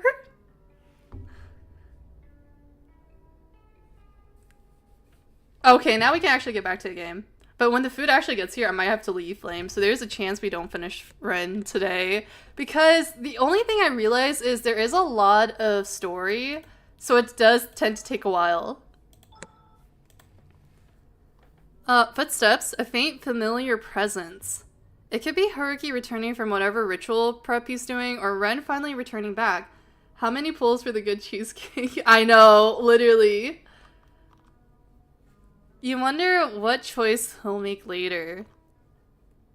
You lie back on the bed, staring at the old wooden ceiling. Oh wait, I'm still not tracking my model because I was ordering food. Holy crap. I will make sure I have Dr. Pepper for next stream. I was so sad that this restaurant I ordered from didn't have Dr. Pepper. I went with like a different option. The only cake I want, I know, you want Ren. You can have Ren. You lie back. Okay, so your thoughts drift in circles. What's going to happen tonight? What might change? What might break? You tell yourself things will stay the same, but you know better. Change is inevitable, whether you're ready or not. Your hands tight around the bed sheets. You hope it won't take everything from you. Not again. Time slips by in a slow, heavy crawl. Granny hasn't called for you yet. There's still a little time before the ritual begins. Silence fills the room, thick and expectant. Just a little time left. What do you want to do? I guess if we go to the bathroom, we can like get our sanity up. What happens if I open the cabinet? I'm nosy. Oh! You open the cabinet door, tucked behind the boxes is a wedding portrait. Granny stands beside a younger, bright-eyed Hada-san, smiling with a hope so sharp it almost hurts to look at. He looks like a completely different man. Steady, whole, human. A strange weight settles in your chest. Dread, sadness, despair, or something you don't have a name for. You're mourning a marriage that isn't even yours. You close your eyes for a moment, but then you think of Granny. Her soft voice, her gentle hands, how she cared for you after Kazuki's death when you could barely stand to exist. Oh yeah, once in my old school, we had these carts to buy food, and in one place there was a restaurant we bought food from. I was so known for loving Dr. Pepper that when they ran it, they told me, lol, like, we're so sorry, but Dr. Pepper's out. It was very nice of them. I mean, if you're like a regular, people start remembering your orders, and I say this as someone who's worked in a fast food restaurant. When I saw like regular customers, I'm just like, oh, you're back for like a Diet Coke or something. Or I know how many creams and sugars certain people liked in their coffee. So I was just like, oh yeah, you're here for your usual, right? So you just kind of end up memorizing orders. Yep, I was a regular. She survived this. She lived through the death of a personality still trapped inside the same body. She lost someone who was alive. And somehow, she kept going. Maybe, if someone like her could pull through something like that, maybe you can too. You place the photo back gently, closing the cabinet door with a quiet click. At least my sanity stays at 100% now that I know what I'm doing. A sharp knock jolts you upright. Granny's voice comes from the other side of the door. It's time. Your stomach twists. You gather yourself, inhaling deeply, trying to hold your hands still. The future is yours to choose. You head downstairs. Haruki's already there, sleeves rolled up, scattered talismans glowing faintly on the table beside him. Granny stands beside him, jaws set, eyes tired but determined. And Hada-san, he's tied to a chair at the center of the room. Strange talismans coil around his hands like living restraints. They aren't tied, yet they hold him still. He looks furious. Teeth gritted, eyes full of something you're not sure you want to understand. The moment he sees you, he glares. His whole face twists with rage. Haruki breaks the tension instantly, waving both arms like you've arrived at a surprise party. Lelia, you're here! Now, all we're missing is the star of the show. Ren isn't here yet? What if Ren won't come? What if everything you said earlier wasn't enough? Don't worry, he'll be here. Not gonna lie, Oh, you want to finish that thought, Flame? You did well convincing him. Almost on cue, the front door creaks open. Ren steps inside, looking like he'd rather be anywhere else. His eyes flick across the room. Haruki, Granny, Hada-san, and then finally land on you. He frowns. Nah, maybe no. Why is it? Are you already? You're worried about your digital footprint at this point? What? I'm here. Don't look so surprised. Have you decided what to do? What do you think? It's your choice, Ren. I'll support whatever you decide. Thank you. I've made my choice. And what decision is that? Ren gives him a look before turning back to you. I've thought about what you said at the riverside and a bunch of other thoughts on my own. Ren takes a breath, eyes lowered, fists trembling at his sides. Yeah, something needs to be done. I know that. I'll do the ritual, but I'm not taking Hada-san's power. Unfortunately, that might not be possible. The ritual has to take his power. That's how we break the curse. That's the whole point. Then, after we break it, I'll give him my own. Ren, won't that just make the curse come back? Well, it'll temporarily break it. But once Hada-san gets his powers back, it's up to him what he does with that power. Ren scoffs under his breath. Fine, whatever happens then happens. He steps closer to the table, jaw tight. I'll take that moment after the curse breaks to tell you everything, before I give Hada-san the power. Ren, are you sure? We don't know what will happen if he gets his powers back. We don't know how much control he'll have over you. I know it doesn't make sense. I know it's stupid, but it's how I want to pay him back, even if it's selfish. He turns towards you, eyes flickering with uncertainty. If you want me to forget this idea, I will. I know how important this is to you, too. You take a breath, grounding him in a way only you seem capable of. Ren, I support you. If this is important to you, then I'm with you. I know this isn't easy for you either. Ren's shoulders loosen, barely perceptible. He turns his face slightly so you won't see the tiny smile tugging at the corner of his mouth. Thanks. Really. He looks back at Granny and Haruki, waiting for judgment. Haruki lets out a long, resigned sigh. Alright, but you need to understand the consequences. If you do this, you'll be losing your own spiritual power, too. I'd be gladly tied to a chair with Haruki and Ren, my footprints. You're gonna have both of them, you greedy dog. No, I'm kidding. But you want both of them? Ren shrugs, a dismissive flick of the wrist. It doesn't matter, I never wanted it in the first place. Haruki meets Granny's eyes and nods. Alrighty then, let's get on with it. The air shifts. The ritual begins. Day 9. Oh, so this is how we spend day 9? Oh, the four of you sit together in a tight circle, the floor creaking faintly beneath your weight. Hada-san sits at the center, bound and silent, his earlier hostility simmering into something unreadable. His eyes follow each movement, but he hasn't spoken in a long while. Not since the arguing stopped. Alright, let me explain how this is gonna work. He rummages through his pouch and hands each of you a talisman. This is a failsafe. If anything goes wrong, it'll protect you. So don't drop it, don't lose it, don't eat it. Damn it, Haruki, I was thinking of eating it as a snack. Dang, now my dreams are crushed. Just, you know, keep it on you. Get on with it. Jesus Christ, Lily, I think you're gonna have to give some of your chat tissues, haha. Haruki grabs a small human-shaped paper doll from his stack and places it in Ren's hands. Once I give the signal, you blow on the doll, then burn it with this lighter. He presses the lighter into Ren's palms. Easy piece of cake. Ren stares at him unimpressed. Yeah, totally simple. Why didn't I think of that? Sorry, I didn't mean that. Continue. Haruki grins unbothered and turns to you with a more serious expression. And you? Whatever you do, don't listen to any voices, okay? No matter what you hear, don't let anything distract you. Just focus on the ritual and channel whatever energy you can into Ren. You're important in this too. You nod, though, uncertainty twisting in your stomach. You're not entirely sure what your role even is, but you study your breath and nod again. You'll do your best. Alright, let's begin. The air turns heavier, just like the oxygen is thickened around you. Haruki's chanting cuts sharply into the silence, layered and rhythmic, each syllable vibrating against your ribs. Before you know it, Hada-san erupts. You don't know what you're doing. All of this is pointless. His voice tears through the room, raw and furious. The talismans around his wrist flare, holding him in place, but his eyes lock onto Ren like blades. And you, my dear apprentice, is this how you pay me back for years of caring for you? I'm disappointed. Ren flinches, shoulders tensing, fingers tightening around the paper doll. His jaw clenches like he's trying not to react. You see him about to react. Give Ren a reassuring look. You turn to Ren, hoping to catch his eye, and luckily for you, he does. You shake your head, giving him a reassuring look. Don't let him get to you. This is exactly what he wants. Don't give it to him.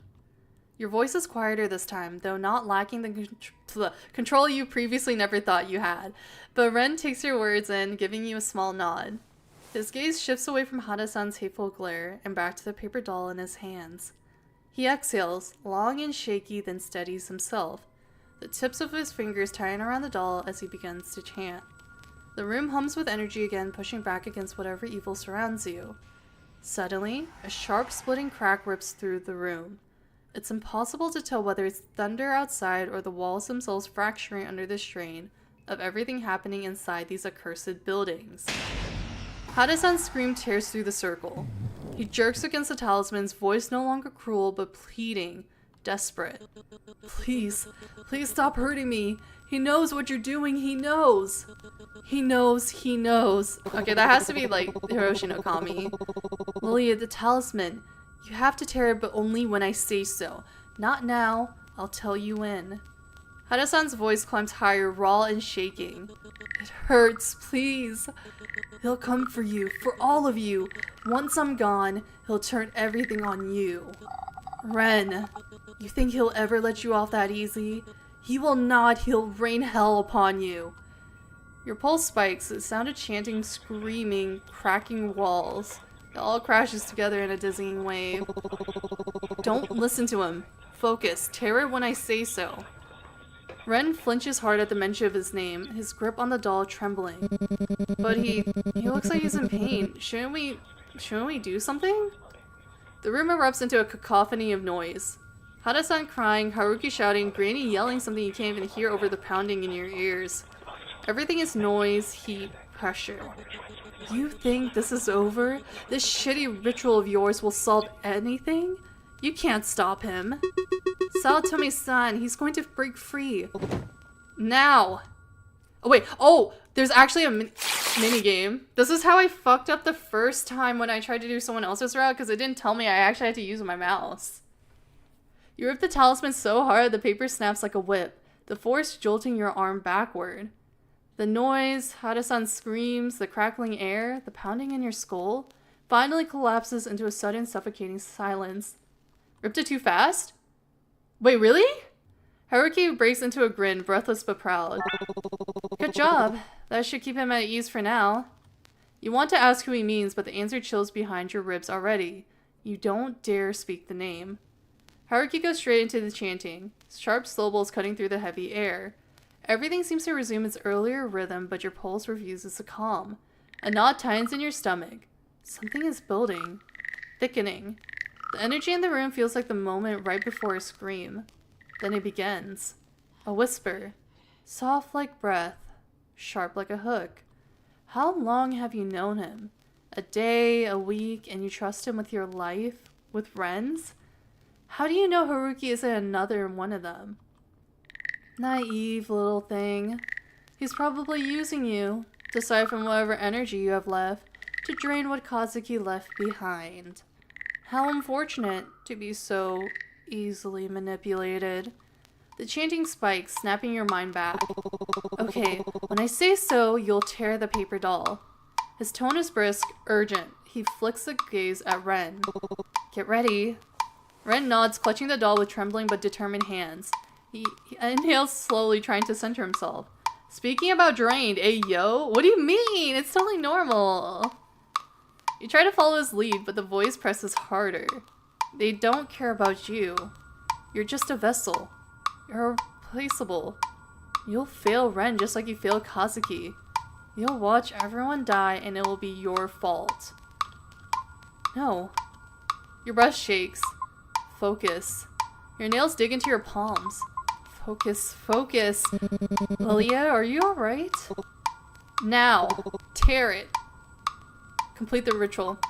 Now. Your voice echoes Haruki's, snapping Ren into motion. He tears the paper doll clean in half. Hada-san lets out a sharp rattle gasp before collapsing entirely, his body going limp. Ren fumbles for the lighter, hands shaking, sparks catching on the scraps he gathered. Flames curl around the paper before he tosses it into the metal bin Haruki set aside. The moment it hits the bottom, Ren rushes back to Hada-san, lifting him up by the shoulders. Hada-san? Hada-san, are you okay? Please answer me. Granny hurries over to kneeling beside them. Are you okay? Did it work? Ren's hand drifts toward his throat, grasping it gently. He clears his throat once, twice, until his voice reappears amidst his coughs. The night of Shimizu-san's death. I was there. Before he can finish, a violent scream tears through the room. Hada-san jolts upright on the futon, eyes wide with pain. He clutches his chest and begins coughing. Hada-san! Haruki is already moving, kneeling beside him, face pale and focused. He's losing control. His spirit is tearing itself apart. If you're going to give him your power, this is the moment to do so. Ren doesn't hesitate. He drops to his knees beside Hada-san and presses a trembling hand over the man's heart. Nothing happens. Well, not visually. There's no light, no sound, no dramatic flare. But you feel it. A deep pull in the air like pressure shifting around your ears. A faint tremor in the wooden floor. A sensation in your chest, subtle but unmistakable. Slowly, Hada-san's breathing evens out. The shaking in his limbs stops. His body relaxes, sagging against Granny's embrace as the pain drains from his face. Granny exhales shakily, holding Hada-san as if he might disappear. Ren lowers his hand, shoulders slumping with exhaustion. Both of them breathe out at the same time. Relief, fear, and something unspoken. It worked? You glance toward Haruki. But he isn't looking at any of you. He's staring at the burning paper, expression tightening, pupils narrowing. Then his eyes widen. Get back! Hana-san's body snaps upright. Granny jolts backwards. Ren stumbles away, falling onto his hands as he scrambles to get distance. Hada-san lunges. Not like a person, but like something that's forgotten how to be human. His limbs jerk at angles they shouldn't, his neck cracking to the side in a sickening rapid series of pops before it wrenches around to face you. His eyes lock onto yours. Wide. Unblinking. Empty.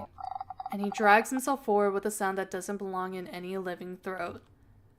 This ritual has been fun, truly. Well, maybe for the first few times. Your stomach drops. First few times? You don't even get the chance to process it before he speaks again. But now, it has gone boring. Ren staggers forward despite the fear twisting his face. Get out of him! Stop using him! Hada-san tilts his head at Ren almost fondly. Almost. All of this fuss, all this chanting, all this pointless courage. Just so you could tell her the truth? He laughs, a broken rattling sound as his body jerks closer to the floor. Let me do it for you. Months ago, I commanded this little lamb of mine to follow Shimizu Kazuki, and during their little scuffle, he injured him. Poor Kazuki, bleeding and unconscious. So this lost lamb brought him to me. Your heartbeat stops. That's all it took for this. His head snaps towards Ren. Pathetic creature. To break. Ren's voice shakes violently. Shut up. Shut up. Hara-san's body jolts, a grotesque parody of a shrug. It's the truth, little lamb. See? All that effort, all that hesitation, just to say this. I did it for you. Does it make you feel better? Then the eyes turn to you. I've been waiting for you so long. If only you had come to me. If only you had asked me to end this. But you didn't. The grin widens, flesh stretching wrong. So this route is over. Your voice barely comes out. Kazuki, where is he? Tell me, where is he? Silence. Long, deliberate silence. Then, after all this time, you're still thinking about him. Was I ever good enough for you? Kazuki is somewhere unattainable to you. The head twitches forward, teeth clicking as if savoring your dread. Because you'll never find me. Before anyone can say anything else, you bolt out of the building. Ren and Haruki chase after you, their footsteps loud behind you. Lelia, where are you going? I'm going to find him. I'm going to find that crazy guy, and I'm going to get Kazuki back. You don't even know where to go. I'll take the train and I'll find where they are and your steps slow, the adrenaline drops just enough for confusion to hit you like a wall. It makes it worse that it's in the old man's body. He's just possessing him for a little bit. Where are you even going? Where is there to go? Haruki finally catches up, bent forward and wheezing dramatically. OMG, you guys run super fast. Let's walk and talk. Oh my god, even at a moment like this, Haruki's just silly. Head to the station and you'll find your answers there. The station? That organization? They're at the last station. Renjiro-kun will show you where they are. I mean, I can, but should we really head there? This is risky, like unbelievably risky. It's a risk you must take. You need to go. It is almost time to confront him. Hiroshi no Kami.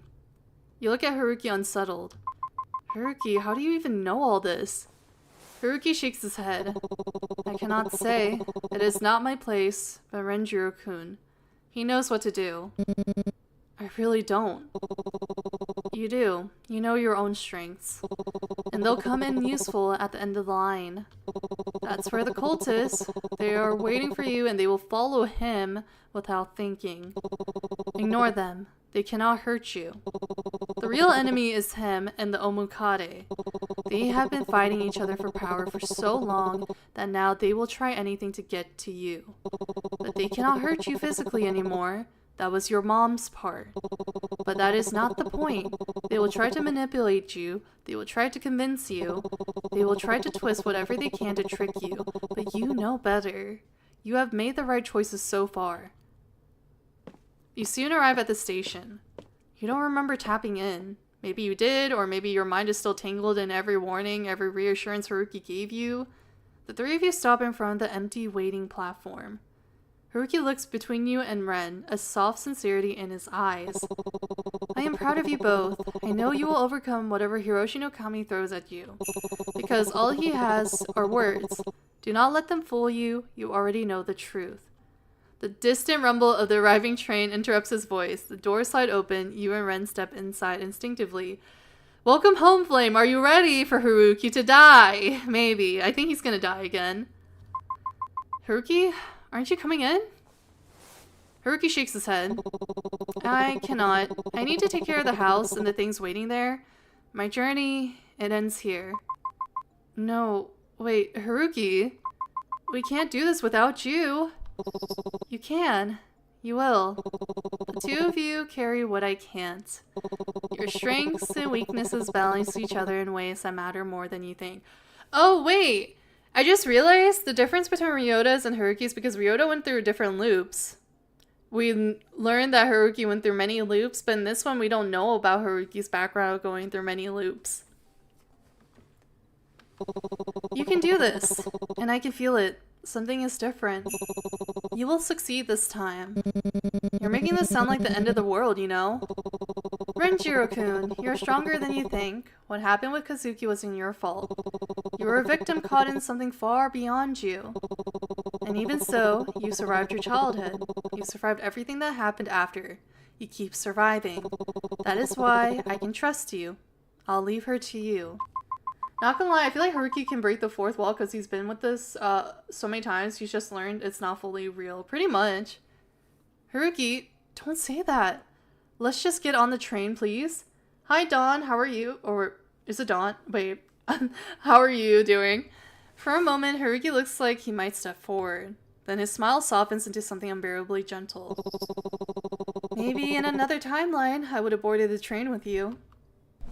The doors begin to close as he gives you one last smile. Okay, so I'm gonna end it. Well, no, I'm not gonna end it here. I'm gonna step away for a minute because my food's here, but I'm going to try to see if I can get through this before I eat.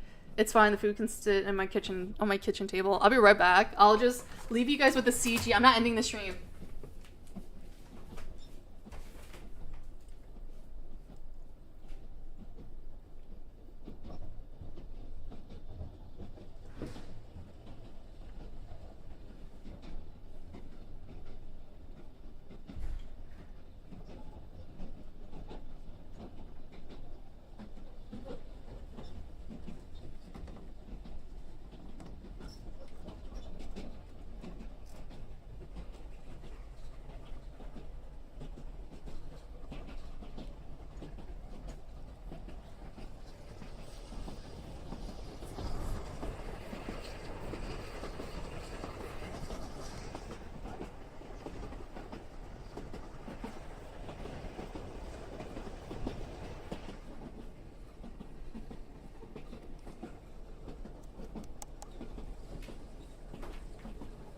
Guys, there is no gacha with the cheesecake. No, there is literally no gacha. It's just a normal size of cheesecake, bro. Oh my god, what was that description? They said the flavor might be not, like, it'd be random.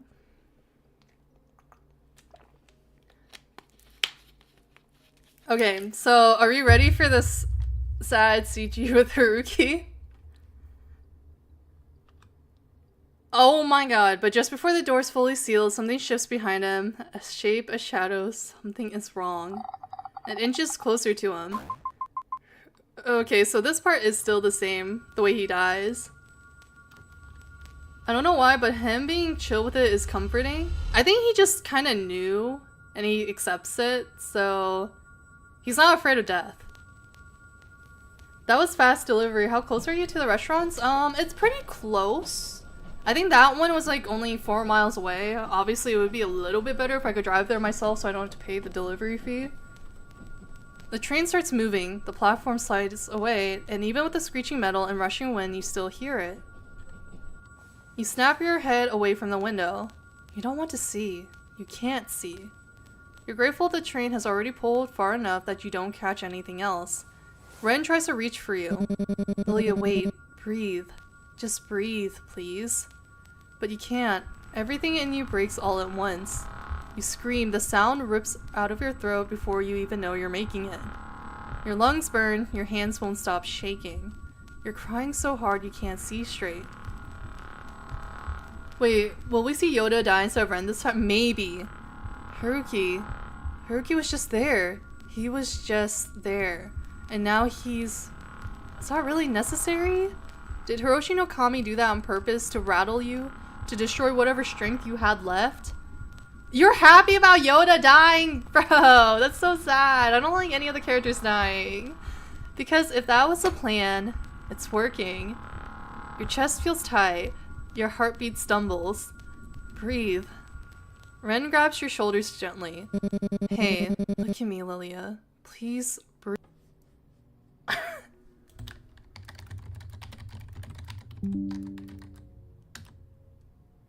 Okay, guys, did this stream die? For a minute, it said my OBS disconnected and then it reconnected. I'm so nervous. Did it die? Wait, what? It said it reconnected, so I'm so confused. Oh my god. Did it actually die? So I'm so confused. Oh wait, oh no, it's back up. Okay, okay. No, that Ren is so hot. The stream died and revived. Yeah, even the stream couldn't handle Ren. So I was just like, bro, this has not happened to me recently. I've never had a stream disconnect and reconnect. And I usually am scuffed, but not to this extent. Oh my god. Gotta love when OBS messes up, literally. His hands are trembling, his breathing's uneven. He's scared, just as scared as you. Lelia, it'll be fine, I'm here with you. You look at him and his eyes say it all. He's terrified, but he's still here. And right now, it really does feel like the two of you only have each other. We've already gone through so much weird, stupid, insane stuff. If we give up now, we'll never know the truth. I've always been afraid of the truth, of what people think of me, of everything. But now I want to know.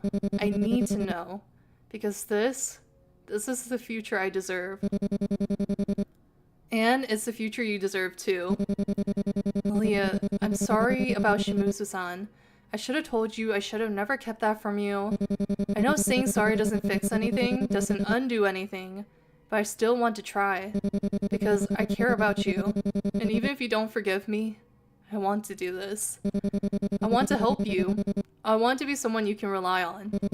After everything, after all of this is over, I hope we can get to know each other. The real us. Not the scared version of me, not the confused version of you, just us. I want to do a lot too. Flame. We know how you are. It makes me a little bit nervous. Like, what if I find another visual novel that you actually get into and you like start simping over the characters? Although I don't think anyone can top Ren in your heart right now, because yeah. So we have to fight now, no matter how scared we are. He takes a shaky breath, nodding to himself. Let's see this through. Together. Yeah, not even me can top him. What? Do I need to give you all a minute alone with each other? Oh, I think we need to, like, I think Rob and I will turn away while Flame has his moment with Ren. You force your legs to work, pushing yourself up even through your whole body feels like it's made of glass. Ren's right. He's right. You've come too far to crumble now. For Ren, for Kazuki, for Haruki, for everyone who supported you so far. For you. Just put up a blanket between us and y'all. I don't think a blanket is enough. I don't want to hear any noises. So I think I need to leave the room. You have to fight. You wipe your face with the back of your hand and lower yourself onto the nearest seat. The train rattles under you, a steady metallic tremor that does nothing to settle the storm in your chest. Yeah, turn our backs and let whatever disturbing stuff they do happen, literally. I need to leave the room and let them do whatever. But you need to think. You need to breathe. Haruki's voice lingers in your head. The last station. That's where they are. You grip the edge of the seat. Ren, we have to get to end. The very end. We will. I mean, what choice do we have? At least it's together with you. The train continues to shake beneath you, carrying you both forward into whatever waits ahead. Neither of you speak for a while. You just sit there, side by side, letting the train pull you toward the truth. Toward the end of the line. Toward the fight you can't avoid anymore. Oh, leaving the room won't help, I will guarantee that. Okay, so do we need to leave the entire building? Next station, A station. You sit in the rattling train, the quiet settling between you and Ren like a heavy blanket. The town? You cannot possibly be that loud. It isn't uncomfortable, just thick, full of everything unsaid. I guess now's the time to tell you everything. You know, exposition before the impending boss fight. You look at him and he meets your gaze for a second before looking away again. I mean, I'm sorry it took me this long. I know it doesn't change anything, but I hope maybe this will give you some kind of strength. Or clarity, even if it hurts. Where do I even begin? A year ago, I was still struggling with everything, with Hada-san, with trying to fit into that organization. I was a low-ranking grunt, so they made me do typical grunt work. Spreading flyers, attending sermons, all of that. Why does he remind me of like a Team Rocket grunt? But Hada-san, he wanted something greater. The lights of the tunnel flicker against his face. His chance came when the leader summoned us beyond the black veil. It was a really simple task. He just told us, or rather me, to keep an eye on my neighbor, Shimizu Kazuki. Your heart clenches at the mention of his name. At first, it wasn't hard. Kazuki was a journalist, curious, always poking around the organization anyway. He actually got along. It made things easier. I kept tabs on him, reported back. Hara-san did the same. But then, you appeared. You married him. And suddenly, everything changed. I had to keep track of 2 people instead of 1. 2 routines, 2 schedules, 2 sets of footsteps, lights, conversations. It wasn't simple anymore. But I still had to do my job. Next station, B station. My master and I kept reporting back to our leader. Things went on as usual. Oh wait, are my grandparents home? Nope. I just hear noises outside my house. I don't know if that's a good thing. My master and I kept reporting back to our leader. Things went on as usual. Every time I went back, the leader would praise us, hand us a dango. He would make us eat it in one bite before promising that Hada-san's power would be returned to him soon. It was strange, but I did what I was told. Hada-san was so happy. Lilia getting some schizo? Maybe.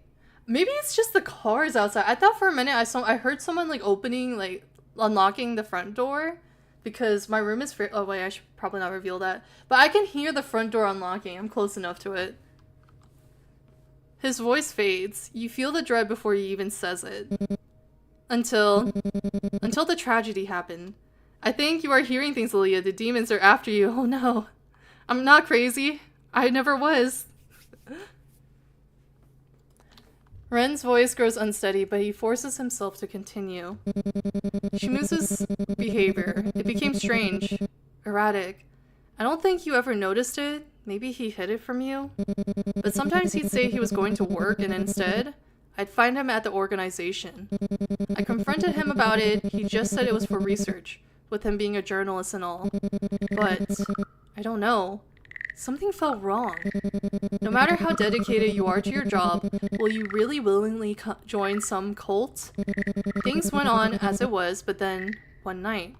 I feel like there are some journalists who would end up joining a cult just to see the inner workings and try to get all the information they can. There are probably some journalists out there. What are those background sounds like whenever the cult is mentioned? It sounds, I don't know. I don't know what it is exactly, but I feel like I recognize what it could be. But are those background sounds whenever the cult is mentioned? But I think it's just whenever supernatural, but especially if it ties into the cult, especially. It was strange. Shimizu-san suddenly called me, told me to meet him by the riverside. He sounded off, like he was speaking through a layer of static. I don't know why, but I went. He warned me about a future where things didn't make sense. Something about how I need to stay away from you or it'll inevitably set the loop into motion. Again, I don't know why I remember that part so vividly. And then, I felt it. A voice, not a thought, a voice telling me to attack him. Saying it was time. But then, Shimizu-san was talking over it, mumbling things that made my head feel like it was splitting open. Too many voices, too much noise. Also, for real, I did not know I could enjoy a dating sim, much less a visual novel like this. I'm genuinely surprised that my community actually enjoys it, because I know there were some people back in the day, whenever I tried to play a visual novel, they'll be like, it's too much reading, so they don't enjoy as much because it's not like a normal game. But for me, I like my own fair share of games and also visual novels because I grew up playing them out of boredom. And I also read a lot, so I honestly didn't make a difference. Suddenly, he grabbed my neck. We ended up fighting at the riverbanks in the heavy rain. I'm dyslexic and even I'm enjoying this, so no offense, they are weak. Thank you, I appreciate it. I mean, I don't think I'm dyslexic. I see the words, but then my brain doesn't register it and I don't read the words correctly. So I hate reading out loud. That's one of my issues. But then when I'm just reading like a book internally, I can just read everything really quickly. Stream what you want to stream, people enjoy what you do. That's true. I know, I've been hearing that a lot lately. And then I think it's important that if for some reason people don't enjoy my streams anymore because I'm not playing whatever they want me to play, it's probably a good thing. That's straight up dyslexia?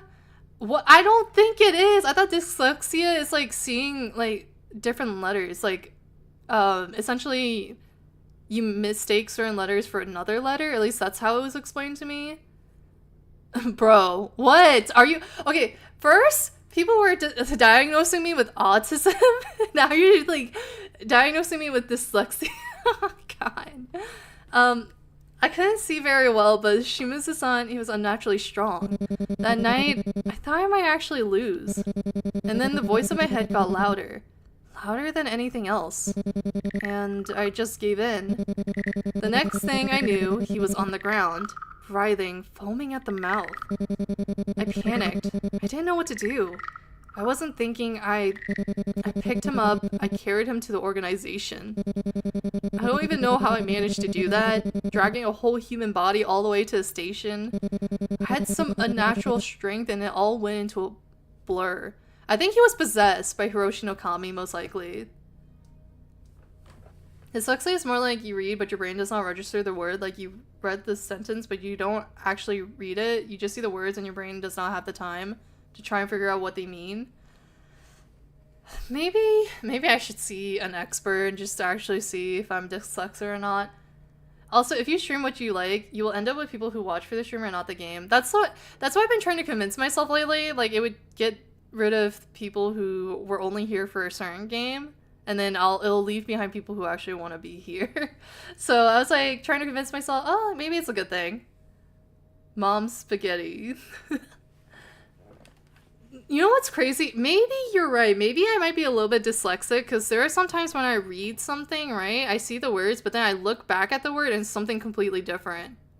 I've had moments like that and I'm like, maybe I just haven't been sleeping.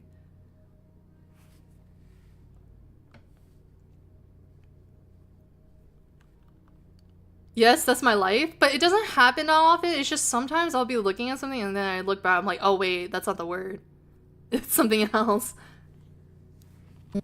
And then the leader handled everything else with Shimizu-san, whatever handling means to him.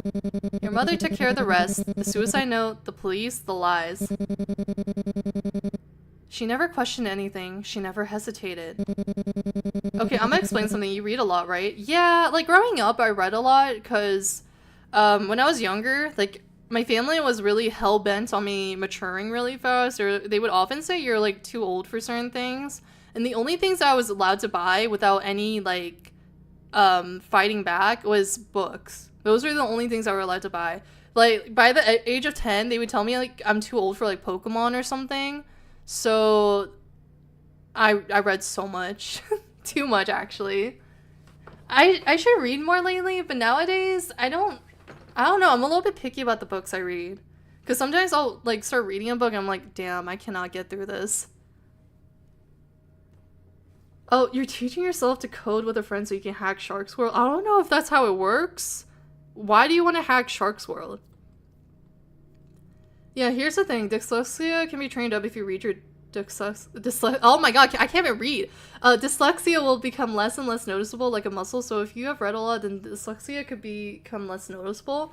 But also, I don't think it ever was like a problem, or at least to my family, that they would bring it up to a doctor. Also, I don't even know if anyone in my family knows what dyslexia is, to be honest. Nah, it's just me who can't write. Well, I don't know. I just know me, that's all. Interesting. Maybe one day I'll visit a specialist. But because I failed to kill him properly, I was punished. I don't want to talk about the punishment, just know it scared me enough not to rebel again. Not until now. I don't know what became of Shimizu-san, but from the ways look, I doubt it ended well. There's a weary silence between you both, just the low rumble of the train filling the space where a conversation should be. Your thoughts are tangled, too heavy to untangle into anything you can say out loud. Kazuki, everything about him is still wrapped in mystery. You spent so long missing him, chasing the truth only to find out how much he kept hiding from you. You know he was a good person, but after everything he concealed, is he still? What do you think? You were a victim, so don't blame yourself too much. Ren, by the sound of it, you were a victim too. Sure, it was your choice to join the organization, but you were manipulated, controlled, used. That wasn't your choice. Also, your storytelling reading is nice. I'm glad to hear that, because I honestly can't voice act, to be honest. So I try my best. And, you know, like, I kind of got used to listening to my own voice when I have to edit my content, so it's not a big deal. But, like, I feel like there are people who have, like, really nice voices, and you can just listen to them read anything. I'm not one of those. You were trapped in something awful, and you did the best you could to survive. And I can't blame you for that. It wouldn't feel right to. I'm not innocent either. I let my mom walk all over me for years. Bro, that's you. Shush, it's you. What do you mean? No, okay, see, people have told me, like, oh, you have, like, a really nice voice to listen to. I'm like, I don't think so. Because I grew up hating my voice because when I was a kid, I would record myself, right? And then I listen back, I'm like, oh, that is not what I sound like in my head because of how, like, the human body works. What you hear inside your head is not exactly what other people hear. Lelia, seriously, give yourself some credit. You're fantastic at narrating. Thank you, guys. No, because voice acting was, like, a dream of mine when I was younger, like, especially as a teenager. But the problem was I have a hard time emoting because growing up, I kind of hid a lot of my own emotions. So whenever, like, I did these, like, you know, hobby projects or looked at hobby auditions online, I had an ex-toxic friend, and they would be like, oh, our other friend is way better than you. You literally have, like, no emotion. And I'm just like, okay, well, that doesn't really help me. But also, this friend was also really toxic in other ways. They actually kind of made me quit art, too. So, probably shouldn't listen to them. But, yeah. I can't shift my voice for shit unless I'm really feeling it. I think my range is really limited. But also, I try my best for, like, the male characters. I try my best for the male characters because a funny story is, so one of my only close friends from, like, years ago who I met online, he was on a Discord call with me when we were in high school, I think. And his friend joined the Discord call. And then his friend thought I was a guy because I do have, like, a lower vocal range for a female. So my friend started laughing. He's like, what? Did you just say he? I was just like, it's fine. People are probably going to mistake it. So, like, whenever I talk in public, so when I work with customers, I purposely, like, pitch my voice higher. Femboy confirmed, hell no, that's not how it works. Damn, I quit art because school. I quit because of a toxic friend, so that was my reasoning. I've been thinking of trying to get into drawing again. I mean, I did for the last couple of years, but then I haven't drawn in like a year because I got burnt out. What gender is Ren? Male. No emotion? The past few streams I watched, there's nothing but emotion. Please, Lelia, stop shooting yourself in the foot.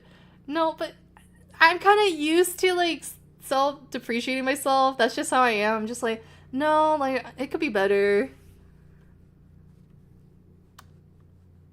No, not a girl. Antonio! No, Ren is not a girl. They just, I get it. They look very feminine in a way, but Ren is a guy. Even if I'm straight, I'm tapping that. You know, I'm glad that you're admitting that, you know, Flame. I'm proud of you. I let her decide who I was, what I wanted, what I should feel. I stayed quiet even when it hurt me. But I'm trying to break free of that, and you're trying to break free of what they did to you.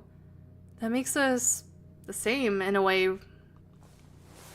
Ren gives a small nod, his eyes lowering as if he is testing the weight of your words in his hands. I suppose. I guess I just needed someone else to tell me that.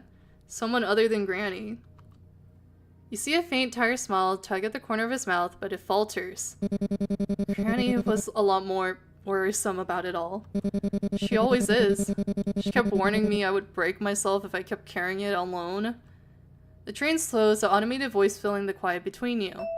Next station, C Station. Ren watches the window, but you can tell his attention is still on the conversation. His reflection looks strained, like he is afraid of where the next question will take him, yet he asks anyway. No one is 100% straight, and I'm making sure that 1% not straight is... I'm not gonna finish that. Okay, I woke up to you guys saying that it's my month this time around, and I didn't even register it was June, and I didn't even understand what you guys were talking about, and until someone said it's Pride Month. I'm like, are we serious? You guys will not, like, let me live with the 1%? Like, come on, I'm giving you something. You're like me, got imposter syndrome, but you need to start having more faith in yourself, even if it's hard to do after years. You really are a great person. That means a lot, Rob. You're really sweet. Also, about the voice acting, not gonna lie, I cannot show the emotions of the characters like you do. I can tell what they're feeling from how you are reading it. Oh. Well, I try to interpret it. Because obviously, in actual scripts, they tell you what emotion is supposed to be, but for me, I'm just reading it as the game is designed.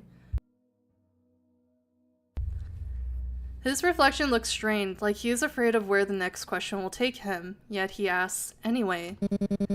One more question. If, by any chance, your husband is alive, what would you do? What would be the point in asking that? I had the chance to bring him back before, and I didn't. Isn't that your answer? Right there? Well, yes and no. That whole thing with Hada-san, it could have been fake. I mean, who knows what kind of spirit Hada-san summoned that night? It could have been anything. But what if you had the chance to rewrite everything? For him to return to you whole, the same face, the same body. Well, Ren, funny story, we're doing your route, so it's not like I can even do that right now.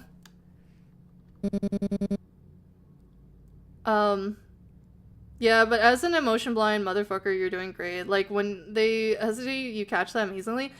Not always. Damn, this is LeliaV glazing stream, I'm all for it. No, we keep... It really did turn into that. It kind of surprised me. The train hums beneath your feet. The world feels paused, waiting for your response. I'd confront him. I think I'd confront him. I'm learning so many new things about Kazuki, things he hid from me, things I never even noticed. You feel your stomach twist as you admit it. If he came back, I'd want to ask him about everything. What he was really doing, how much of him was real, how much he kept locked away. I get it. It's fair to be angry at him for what he hid. I'm just surprised you're not as angry at me, considering I kept things from you too. Next station, A station. So we're starting where the spirits or the supernatural shows up.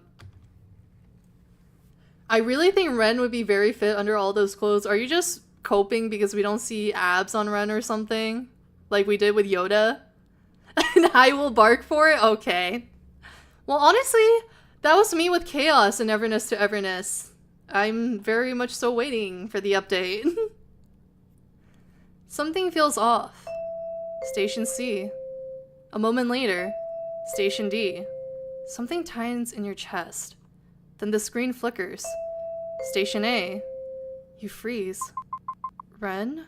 Did you see that? Huh? Yeah, but that can't be right. We already passed A. You swallow, eyes widening as the train slows. Wait, just wait. Look. The train pulls into a platform and your heart drops straight into your stomach. It is the same station. The same pillars. The same spot of black on the edge of the platform. No way. This has to be a mistake. Trains don't loop like that, not with this route. It's impossible. But it's happening. Your voice comes out as a shaky whisper. Then you hear it. A click in the cabins to your left.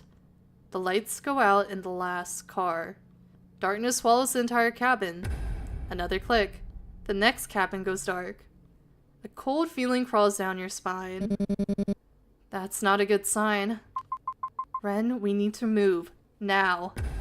You grab his wrist. Your pulse is racing as the darkness spreads from cabin to cabin, creeping closer with every flicker. The train rattles louder. It sounds wrong. Hollow, as if something is crawling inside the metal. Ren looks at you. His hands shake a little. You see fear tightening the corners of his eyes, but he nods. Right. Go. Move. You both run toward the front of the train. Everything behind you disappears into thick darkness. Cabin by cabin, click by click, something is following. Well, we're going to see the Omikado real soon. You sprint through the cabins as fast as your legs can carry you. The lights behind you keep dying one by one. Another cabin goes dark. Another. Another. You turn back for just a second. Ren is gone? Ren? Ren? Ren! Your voice cracks in the empty metal corridor. I swear if it scratches Ren, I will make its emotions my beating source.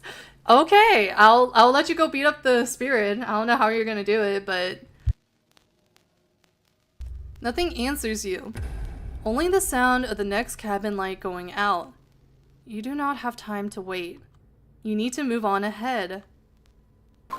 It just keeps going. The cabin feels... no, they are endless. Every time you think you have reached the front, another door appears. You reach the next door and grab the handle. I will with the power of animating God. Okay.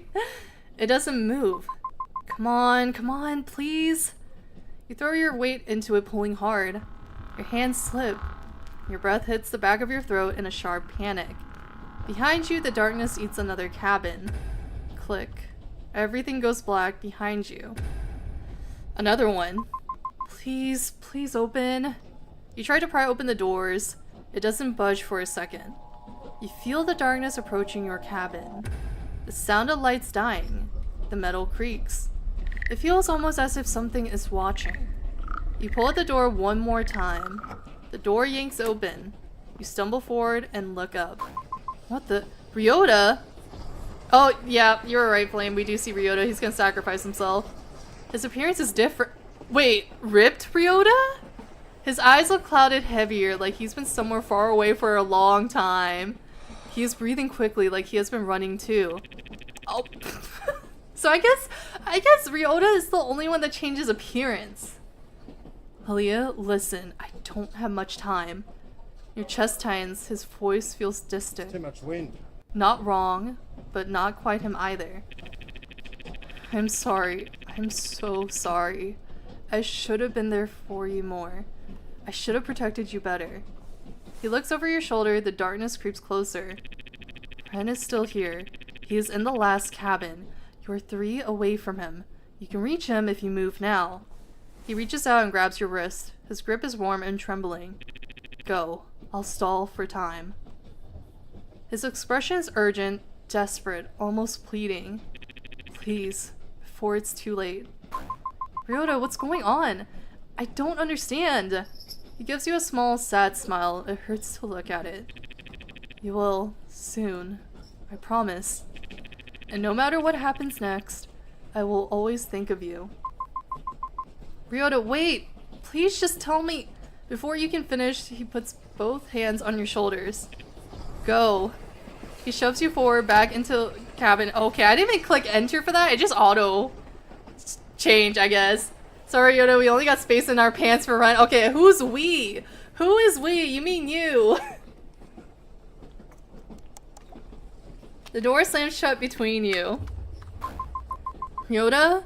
Ryota, please answer me. Silence. You pound on the door, but there is nothing on the other side. It's too much wind. Not even Shadow. Yes, me. I was just speaking French. Another click echoes from behind you. Another cabin goes dark. There's no time left. You turn and run. 3, 2, 1. You slam straight into something solid and warm. Ren? Lelia, where'd you go? I thought I lost you. You grab him without thinking, clinging to him as your heartbeat crashes against your ribs. Offers chat tissues again. I don't speak French. He wraps his arms around you tightly, grounding you back into the moment. Ren, I saw Ryota. He was right there. He talked to me. Your friend? No. But I was the only one here this whole time. This has to be some kind of illusion. It's a spirit or something. Shit. If I still had my spiritual power, maybe I would have noticed this sooner. Maybe I could have seen this coming? His voice tightens, his hands clench. But because I gave it to Hada-san, it just appeared out of nowhere. I'm sorry. You know, maybe he had to lose his powers for the narrative. I'm thinking because maybe he would have been too OP if he still had his spiritual powers. Kindness isn't a weakness. Ren, kindness isn't a weakness. And it's okay to regret good deeds if the outcome wasn't what you hoped for. He just needs a mob trust.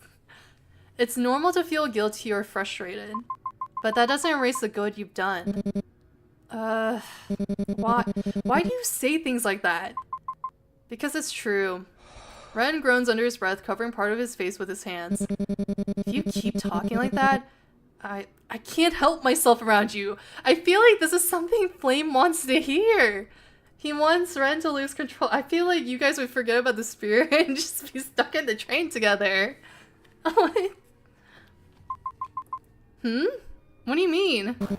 Nothing. Absolutely nothing. Forget I said anything.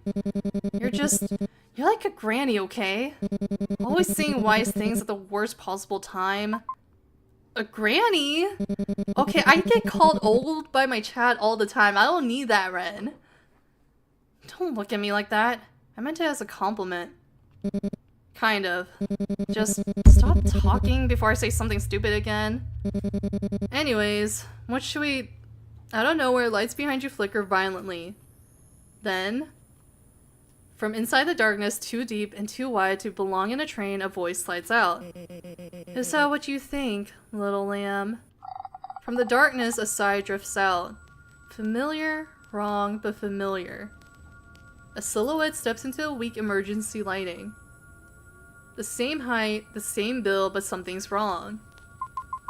Ew, what have you done with Kazuki? Is that all you want to ask?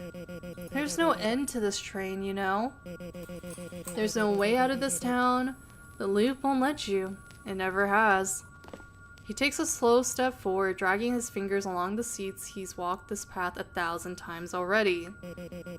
I tried to help you, you know? This loop, and the hundreds before it, the thousands. But every time you refuse to choose me. Every time you refuse to choose anyone. Dear leader, what are you doing here? The figure ignores him completely. His attention is on you. Only you. Don't you see? I did all of this for you. All of it. For you. What are you talking about? I suppose you're the so-called Hiroshi no Kami? Don't call me that. You never used to call me that. Not back in the days when you were happy. I don't think I could ever be happy around someone like you. You really don't remember anything. I don't think I'll ever get used to watching you lose your memories over and over. He steps forward. Leader, please, don't. Hiroshi no Kami shoves Ren aside like swatting away a fly. Ren slams into a subway wall with a thud. Ren? Ren! Don't touch him! Your voice echoes across the empty station, desperation raw, but the man in front of you doesn't even flinch. His attention is pinned entirely on you. In one smooth movement, he closes the distance. His hand cages the space beside your head as he presses you back against the cold train door. His presence is suffocating, old, but again, familiar. You never looked at me like this before. Flame is just like da da da. I feel like you're ready to throw hands, man. Every time I see you like this, I think, maybe this time you'll remember everything.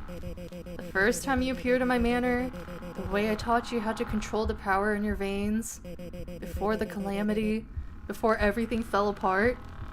A sharp pain shoots through your skull. Images flash, shattered hallways, candlelit rooms, the brush of a hand guiding yours, the whisper of a name you can't fully hear. Hey, the only one allowed to press me against the wall is Ren, lol. Well, right now he's on the floor. No! I know I can't force you to choose me, not after how it turned out the first few times I tried. His hand trembles where it rests against the door. Not anger, something worse. But I'm running out of ideas. No matter what I do, No matter how hard I fight, no matter how sincere I am, you never choose me. Your vision steadies. You force yourself to meet his eyes. Well, I'd be on the floor if Red was on top of me. Damn. Okay. Touche. You've never given me a reason to. The world seems to stop. His expression freezes like a mask finally shattering beneath its own weight. Your answer hits him like a blade. He goes still. Too still. Then something inside him crumples. A reason? The loop. It always starts when Shimizu Kazuki is murdered. And it always ends here. In this station, in this exact spot. No matter how hard I fight it, no matter how many times I swear I'll change the ending. He leans closer, his voice less threatening, but instead pleading. I'm so tired of watching you forget. I'm so tired of losing you. Please, just remember something. Anything. But you can't. Or you refuse to. Images of a past unknown flashes through your mind, but you pay them no mind. All you care to mutter out is, I'll ask you again. Where is Kazuki? He lets out a laugh, almost like he's mocking himself rather than you. Is that all you care to ask about? It's always him. That traitor. His marriage to you, I bet he did all of this despite me.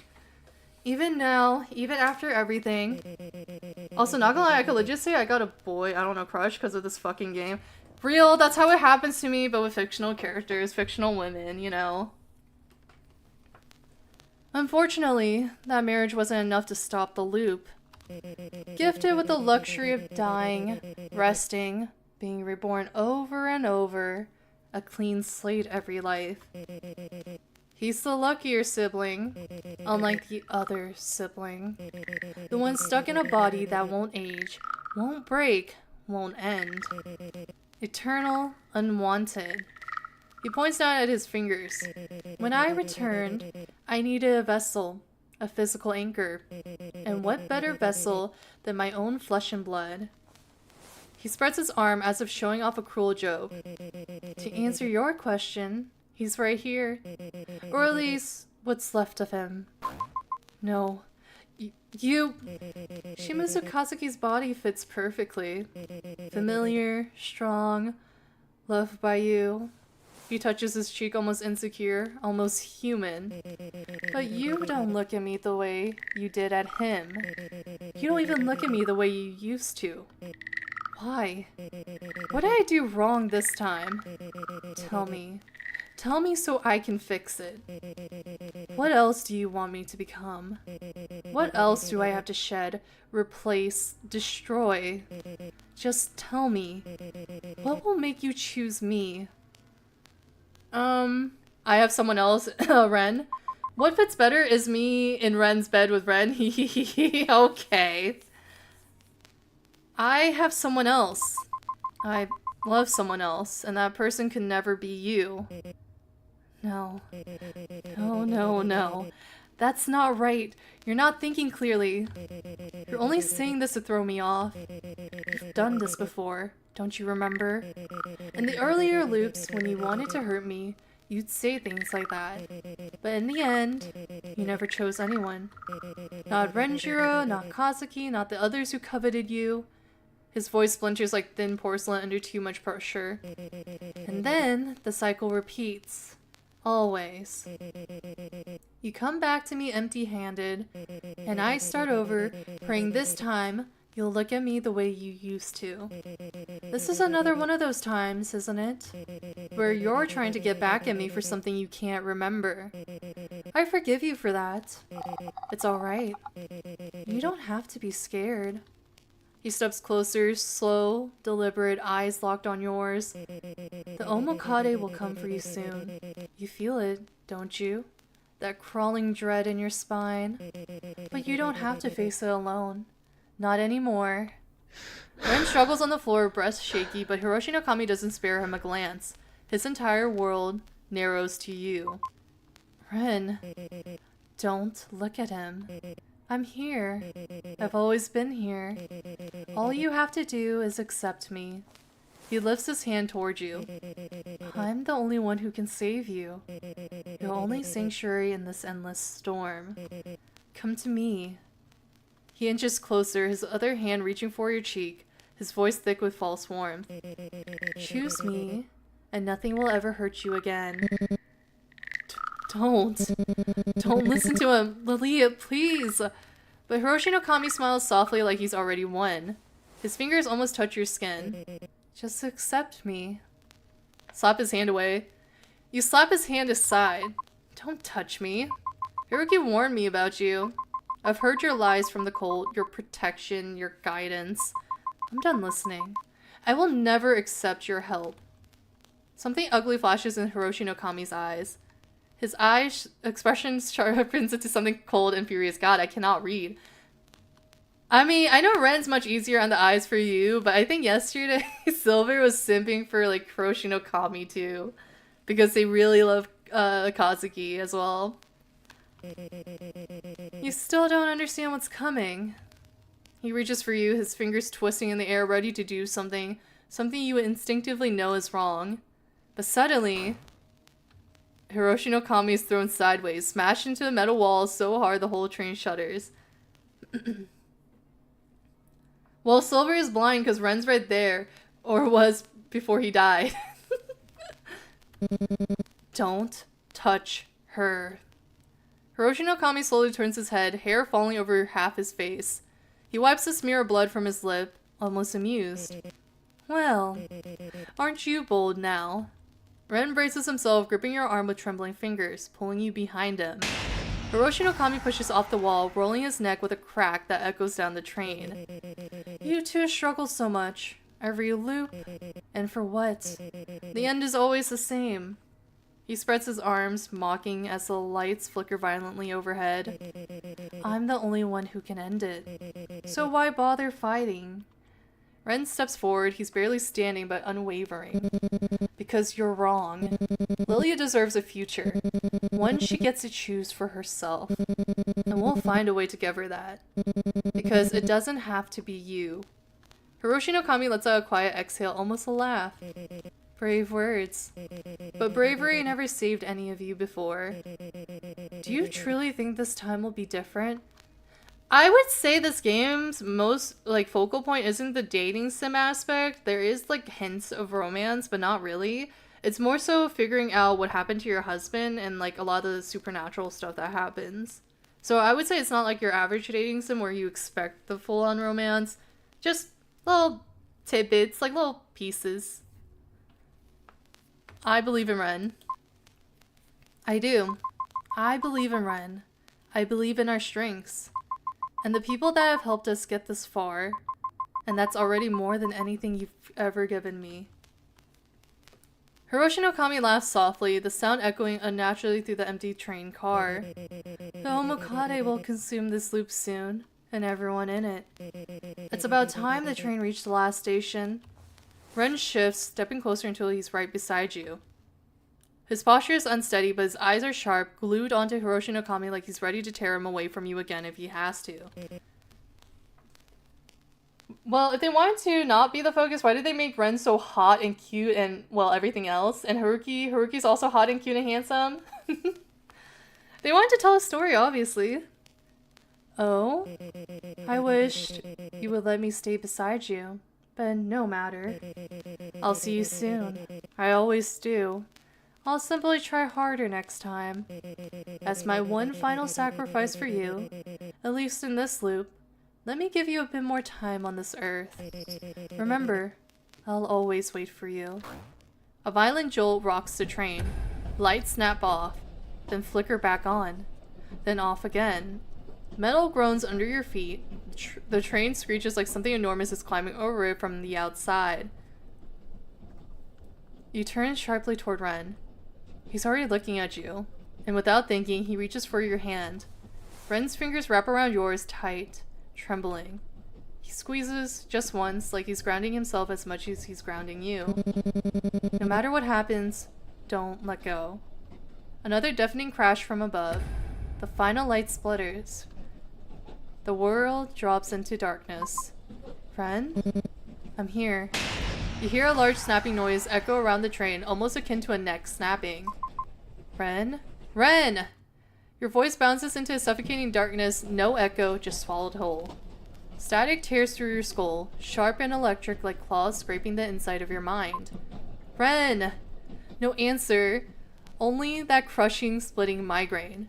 And then, a squeeze. Your fingers twitch as Ren's hand tightens around yours, steady and warm despite everything. I want to know what would happen to devs saw your streams. That's what I'm nervous about. What if one day they lurked and didn't say anything? And I seriously wonder if they regret ever introducing this game to me. You still can't see him, can't see anything, but that pressure tells you enough. He's here. He hasn't let go. The static sharpens, stabs, then abruptly, everything goes white. A vast, empty whiteness stretches around you. Almost glowing. There's no train, no shadows, no sound, just absence.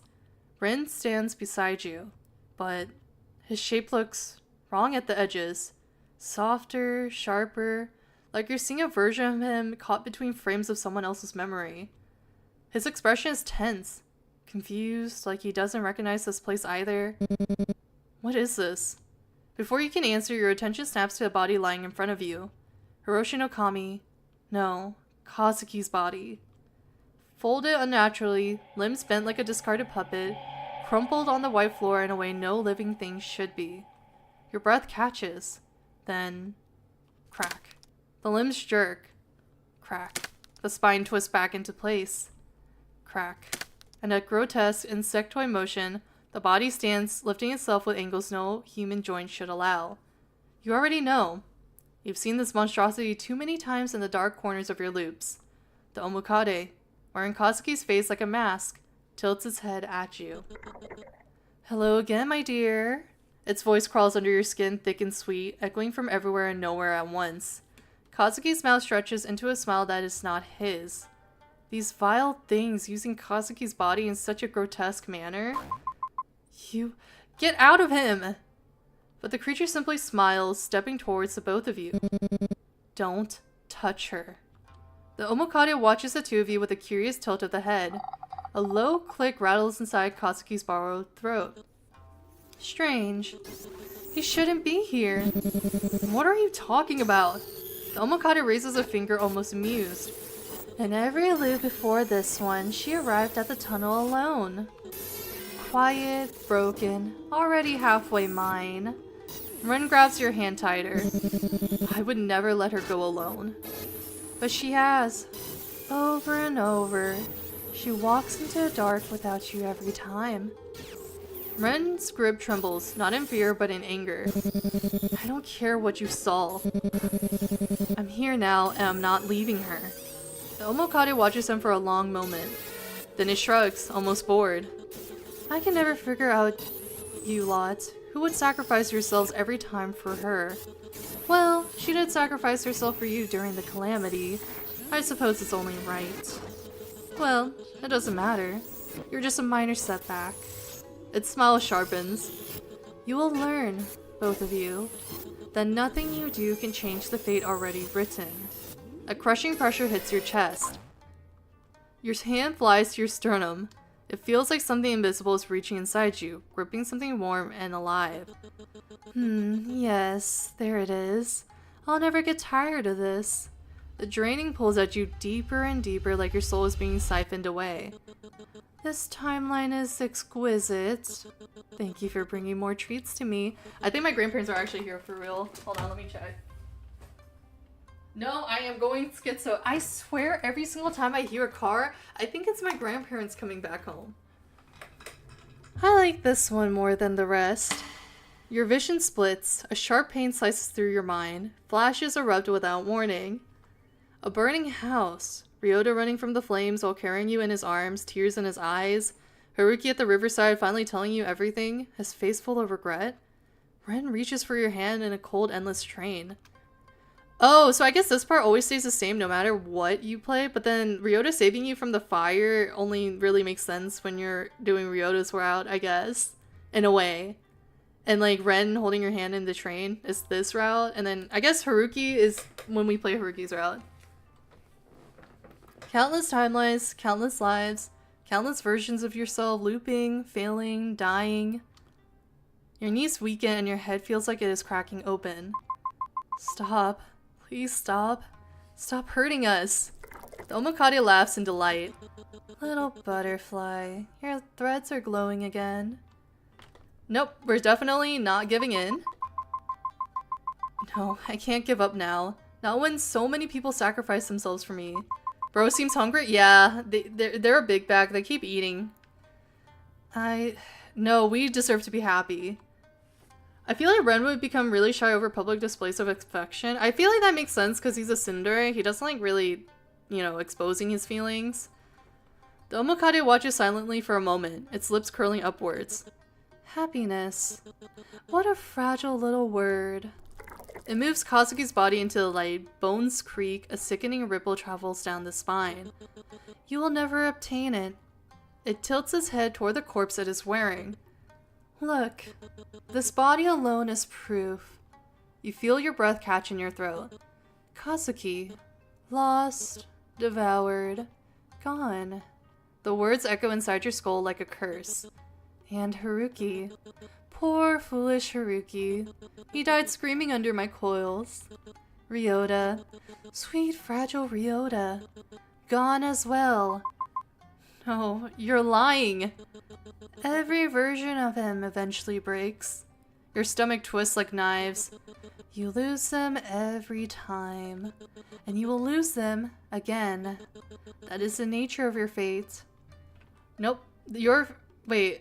This is not the end. More and more, this creature's fucked up. It really is. Yoda fragile. I may not like him, but he's built like a brick wall. Ain't no fragile about him. I would know because I experienced that yesterday. This is not the end. Not when I'm still breathing. Haruki did warn me about this, but I won't give up now.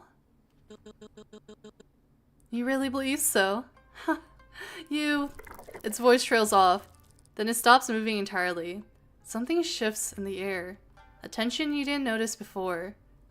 A pressure as if something vast and unseen is staring straight at your soul from outside the train. From outside this world. The Omokade slowly raises its head. There it is again. You blink. What? The Omokade scans this empty air, its eyes widening in fascination. That presence. Its gaze sweeps the empty space above you. I thought that strange pressure came from that measly Shimizu Kazuki. But no. Something else is motivating you. Its attention snaps back to you, a smile stretching too wide. Something else brought you this far. It wasn't only him. No wonder your choices in this loop are so different. The Omokade turns slowly towards something. Towards you? So this is your doing. What are you talking about? The Omokade ignores you. You there. The one pressing the buttons. Since you've been guiding her, what is it you really want? Also, about voice acting, you're really good at voicing creatures like this. The sadistic tone is great. I've been told, so in the past, I played another character that was supposed to be like really crazy and insane. I don't know what that's really saying about myself, why I'm good at voicing those types of characters.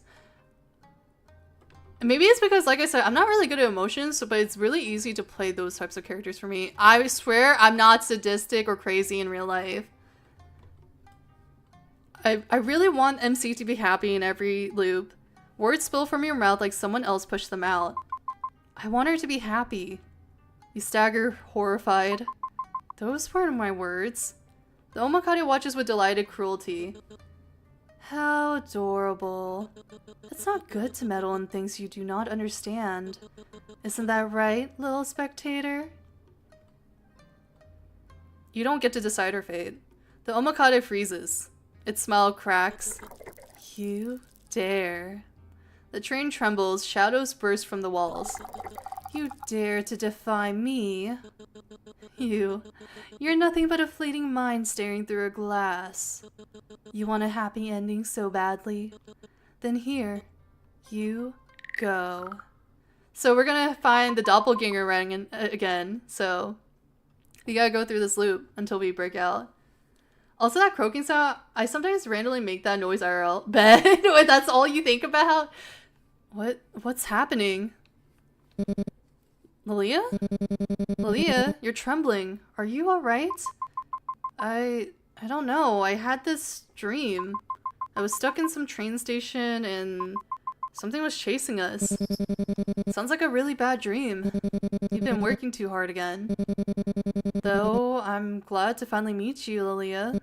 Let's talk for a bit. Honestly, as much as I keep saying this, your voice acting and narrating is top notch. You guys are too nice. What is this? I'm not used to that.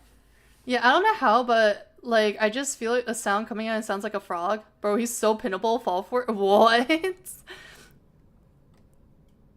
This place, it doesn't feel real. Real enough for me. And if I'm here, then it's real for you too. Don't overthink it. Stay close so you don't drift off again. Why are you being so gentle? Huh? Don't make it sound weird. I'm only being gentle because you look like you'd fall apart if I breathe wrong. Then start getting used to compliments from now on, Lilia? I'm not used to compliments. I can't get used to it. Bro, how does he pull off the Karen haircut? You're so right. It is the Karen haircut. I think because his face card is so lethal that he can pull off anything. So don't question it. Just let me take care of you today. We have to go through so many choices.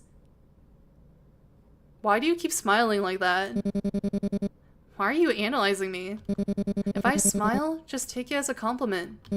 I only smile like this when it's you, alright? So don't ruin it.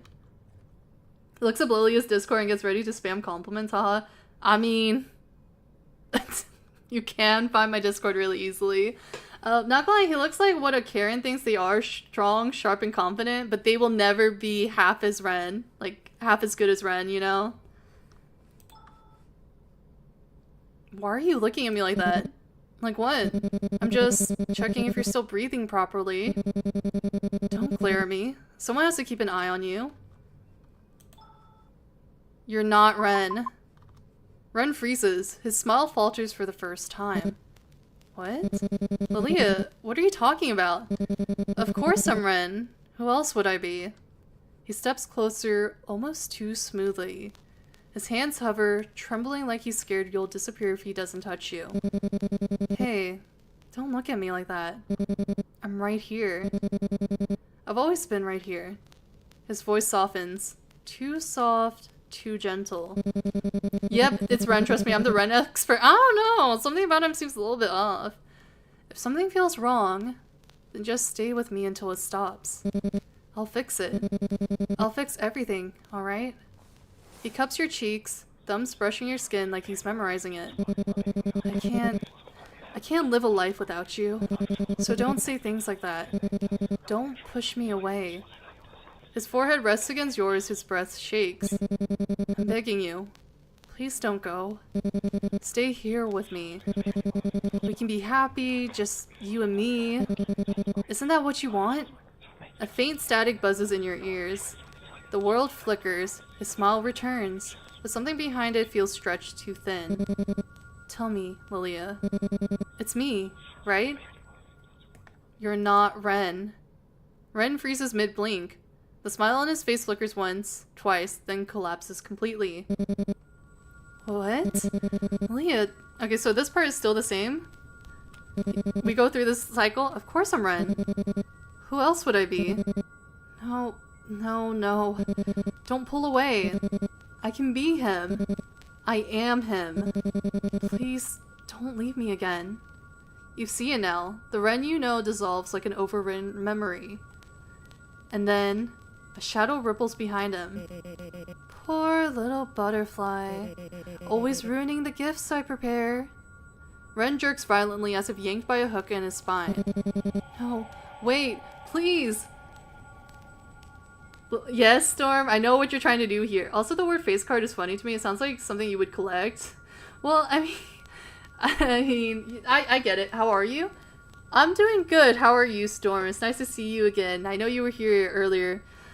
You know, I will indulge you once more just to make you happy. So, what is it, Storm? Let me stay. I can make you happy. I can be whatever you want. Stop. You're not Ren. Something in him splinters. Something pulls the false Ren back like a discarded puppet. You really are difficult. The room melts into warm light, soft colors, a gentle breeze. The air smells like spring. A fake sun shines overhead. A peaceful garden unfolds around you, all so painfully ideal. It is beautiful and wrong. You can talk to him as much as you like. Perfect. Gentle. Loving. See? I'm right here. I told you I'd never leave. You can live in this perfect paradise. No fear. No loss. No endings. The sky glows brighter, almost too bright. Yes. This is for you. Enjoy it. You feel the world trying to cradle you, trying to lull you into acceptance. It doesn't need to end. And as long as you stay here, you will never interfere again. The garden trembles like a living heartbeat. So tell me, divine spectator, isn't this what you wanted? Stay with me. Forever. Okay, so I see this is another bug. It's supposed to be the garden like we saw in Yoda's route, but we're still in the bedroom. So unless they want to like signify that the bedroom is just as good as like a garden. Is there something on my face? I won't stay here, and I don't belong here. I want to go back. The room shivers. The sky flickers like a dying light bulb. Lelia, don't say that. That's fine. Bedroom is much more fitting for what's about to happen. Are you saying you would take doppelganger Ren? You don't want real Ren? You don't need to go anywhere. Stay here with me. His hand reaches for yours, warm and impossibly gentle. But the warmth feels wrong. It doesn't feel like him. Yeah, gardens and bedrooms are near identical. I won't stay. Everything around you freezes. What? You take a step back. This isn't real. You're not real. And I'm not staying here. His whole body convulses, glitching. The perfect world ripples like a disturbed reflection. Ungrateful little thing. The sky collapses. The garden peels away like paper. The warm sunlight shatters into black static. The false Ren reaches for you desperately. Wait, please, I can make you happy. His scream distorts into something mechanical and human as the world breaks apart around him. And then, you fall. A rush of cold air. A violent snap. You jolt upright with a gasp. You're back on the cold train floor. Ren is in front of you, the real Ren. With hands clamped over your ears, tears streaming down your face. Oh, down his face. Oh, sorry, I can't read. Holy crap. Lelia, you suddenly blacked out. Stay with me. As your senses return, you find your grip tightening around Ren. Ren. You're okay. You're okay. Behind him, a scream tears through the air. A furious, earth-shaking screech. You left? What for? What do you gain from this? I gave you what you wanted. The creature's voice vibrates the train walls, shaking the metal. Insolent creature. And you. Its gaze snaps to Ren. You were never meant to be here. Ren shields you with his body, hand still cupping your ears. Don't listen to it. Don't look at it. What is with the follow out of nowhere? That scared the crap out of me because my alerts haven't been on. Thanks, Creator Cool, for the follow. I don't understand any of this. I don't understand the loop or the timelines or with any of us, or why any of us are here. God, maybe I am dyslexic. What the hell is wrong with my eyes? I don't know why I remember some things and forget others. I don't know why everything feels wrong and right at the same time. Or you're drunk, hee. I'm drunk off of Ren? But I know this. None of it matters to me. Not the loop, not the past, not the memories. All I want is for you to be happy. If the world resets or ends or repeats, then I'll still choose the same thing. I'll always choose you. Because you deserve a future that doesn't hurt. So please, don't give in. Don't let it take you. You think you can change the future? They will never be happy. None of them. Not Ryota, not Haruki, not that poor forgotten Hiroto. Hiroto? Ah, there it is. That little shiver. That terror. You feel it, don't you? Even the dead remember you. And do you know why? Because the calamity was not mine alone. The village did not fall because of me. It tilts his head in a grotesque imitation of pity. It fell because of you. No! Yes, I attacked the village centuries ago, but you are the reason none of them ever escaped. Your power anchored their souls. Your sacrifice sealed the timeline. The moment you died trying to save them, the loop began. It's lying. Don't listen to her. It's just trying to get into your head again. Lelia, stop listening. Please. But you can't. You've had that dream before. Memories from a past you no longer remember. Flame, I'm kind of curious of what things you want to say, you know? Memories blurry and broken, but real enough to make the creature's words feel undeniable. It's like something was telling you long ago about the Omokade's words. And do you know the best part, little butterfly? Eileen's closed lips brushing her ear with Kazuki's borrowed breath. The loop wasn't born from heroism. It was born from your wish. It has to do with drinking? I don't know. I don't like where my mind went to after I thought that. I'll ignore it, but Storm is still curious, I guess. My wish? Yes, you already knew. Your dying heart whispered it. A pathetic, desperate, selfish desire. Please, someone, love me. And the gods heard you. Your final wish warped the river of fate. Your yearning became a curse. Every reincarnation, every life, trapped. Loop after loop after loop, they cannot move on. They cannot rest. They cannot be happy until you truly feel loved. Nana, I went to a place. Remember you said you were curious and curiosity killed the rabbit? Yeah. So my mind went to the right place? Okay, I don't like what I was thinking then. Until you decide the story can end. No, that's not... I would never... But you did. You did this to them.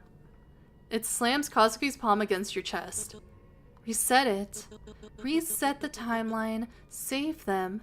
Save the ones you doomed. They can only be saved if you reset the timeline. The train groans. The world flickers in and out like a dying film reel. You turn to Ren.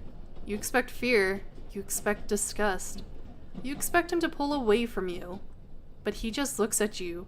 Eyes red, breathing uneven, shaking, but not with hatred. With something else.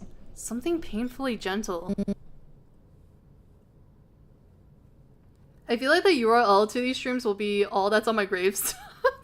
All the clips. I think we need a compilation dedicated to you, but then I have to like, literally go through all the VODs. Lelia, his voice trembles, but his gaze never wavers.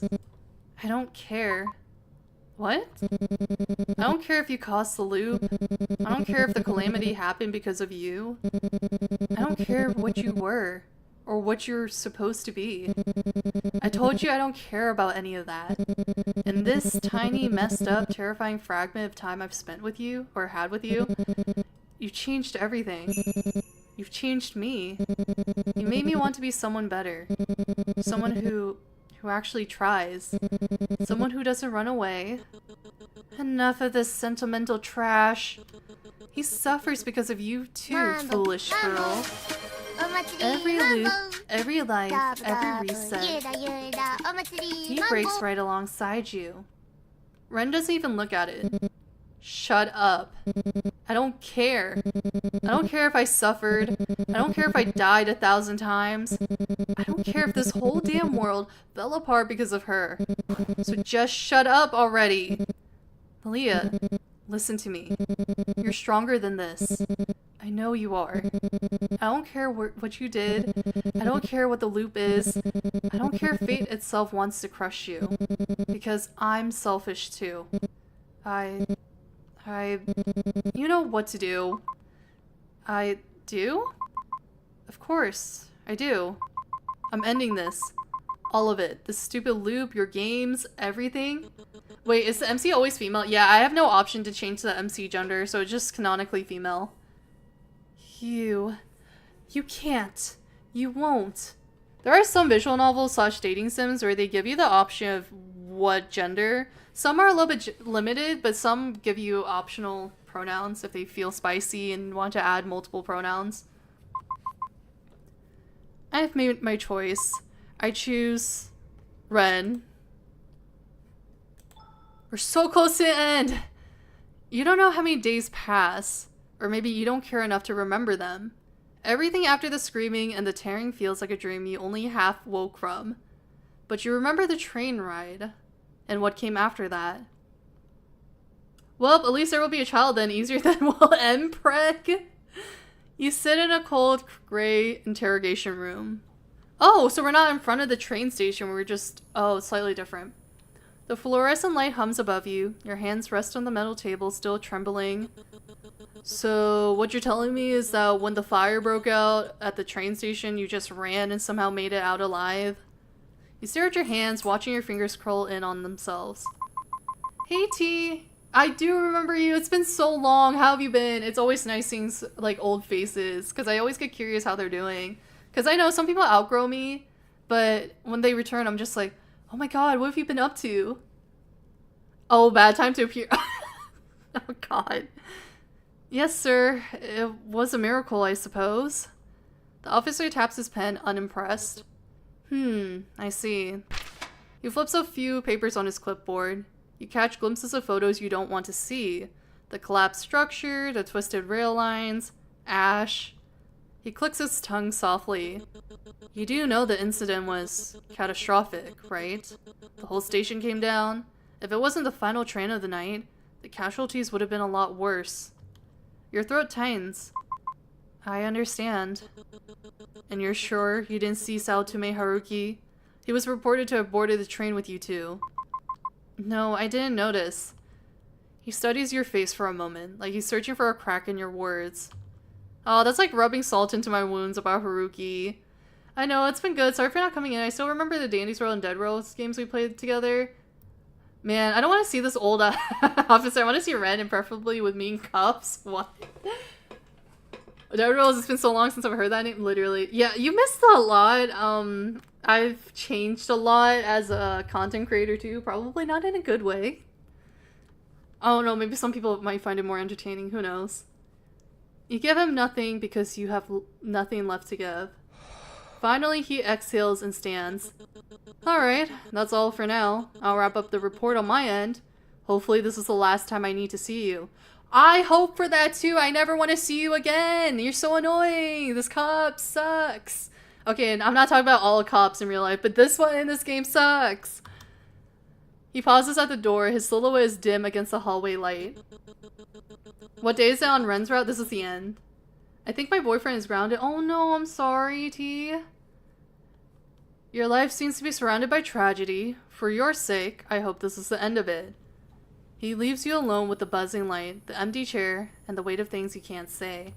You say nothing. Your throat is too dry, your thoughts too loud. You simply bow to the officer and walk out of the station.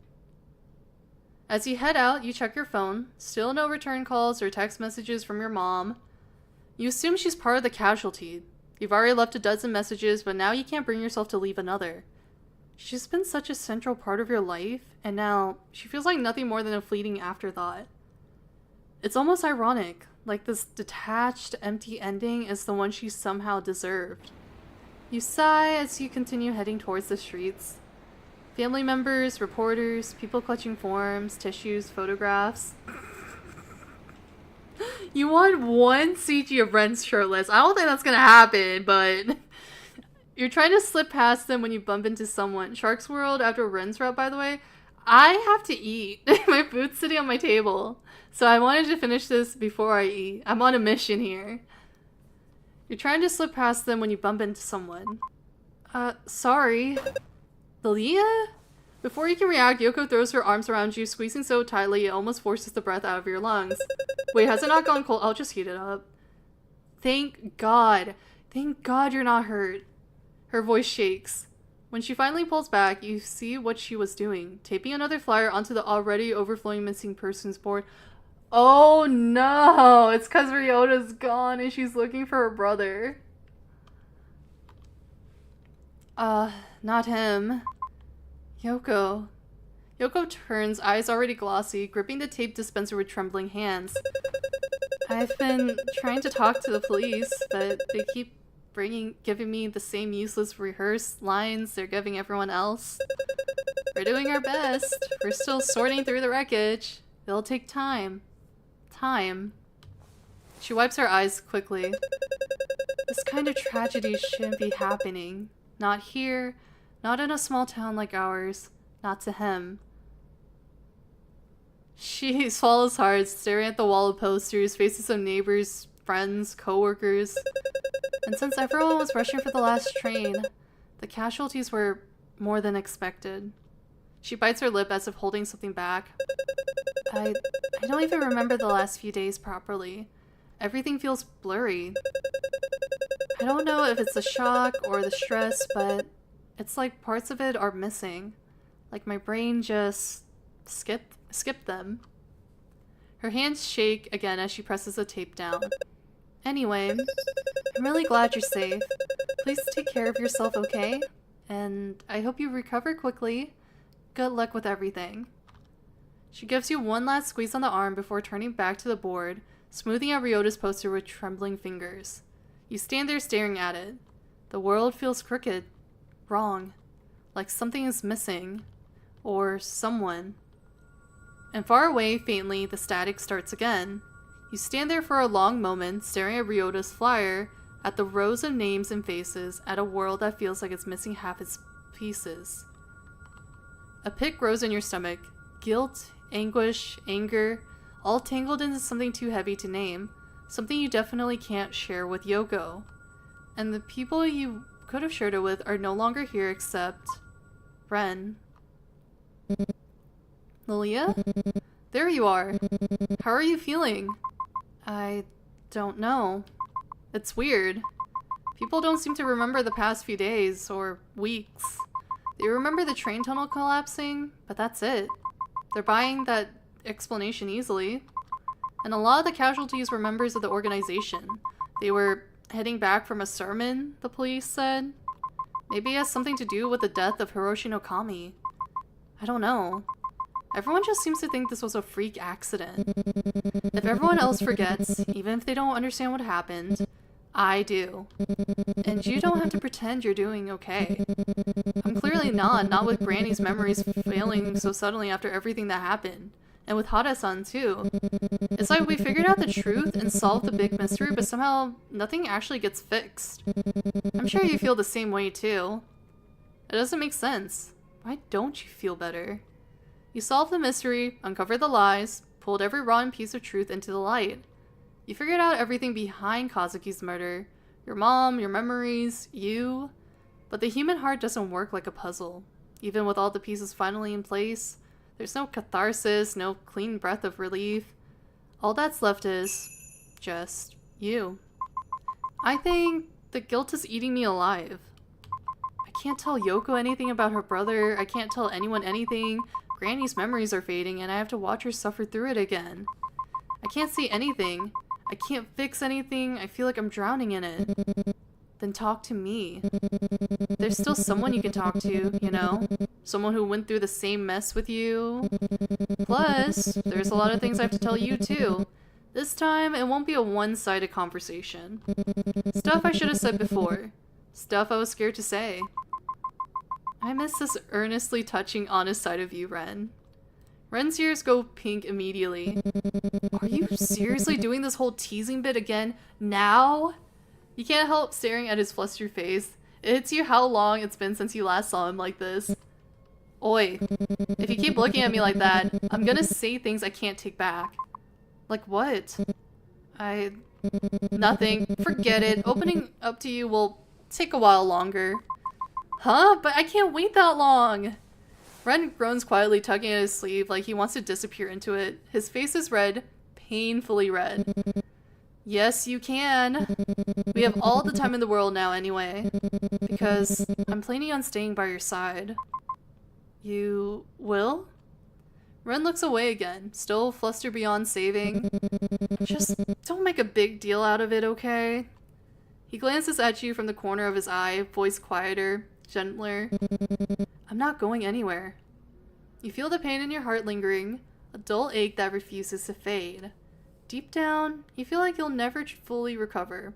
The guilt, the memories, the things you can't say out loud, they sit heavy inside your chest. But being with Ren makes the aftermath a lot more bearable. Like you're allowed to breathe again. Ren looks away again, still flustered beyond saving. Likewise, I'm not going anywhere either. You and Ren begin walking side by side away from the police station. More civilians hurry past you, some rushing in to give statements, others crying, others simply trying to understand the tragedy that happened.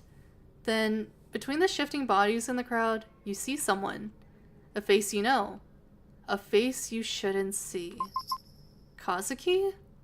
Your breath catches, your feet move without thinking, but before you can break into a run, a warm hand wraps around yours. Lelia? Where are you going? You blink, pull back into reality. The familiar face is swallowed by the crowd again. Or maybe it was never there at all. Right. Sorry, I don't know what came over me.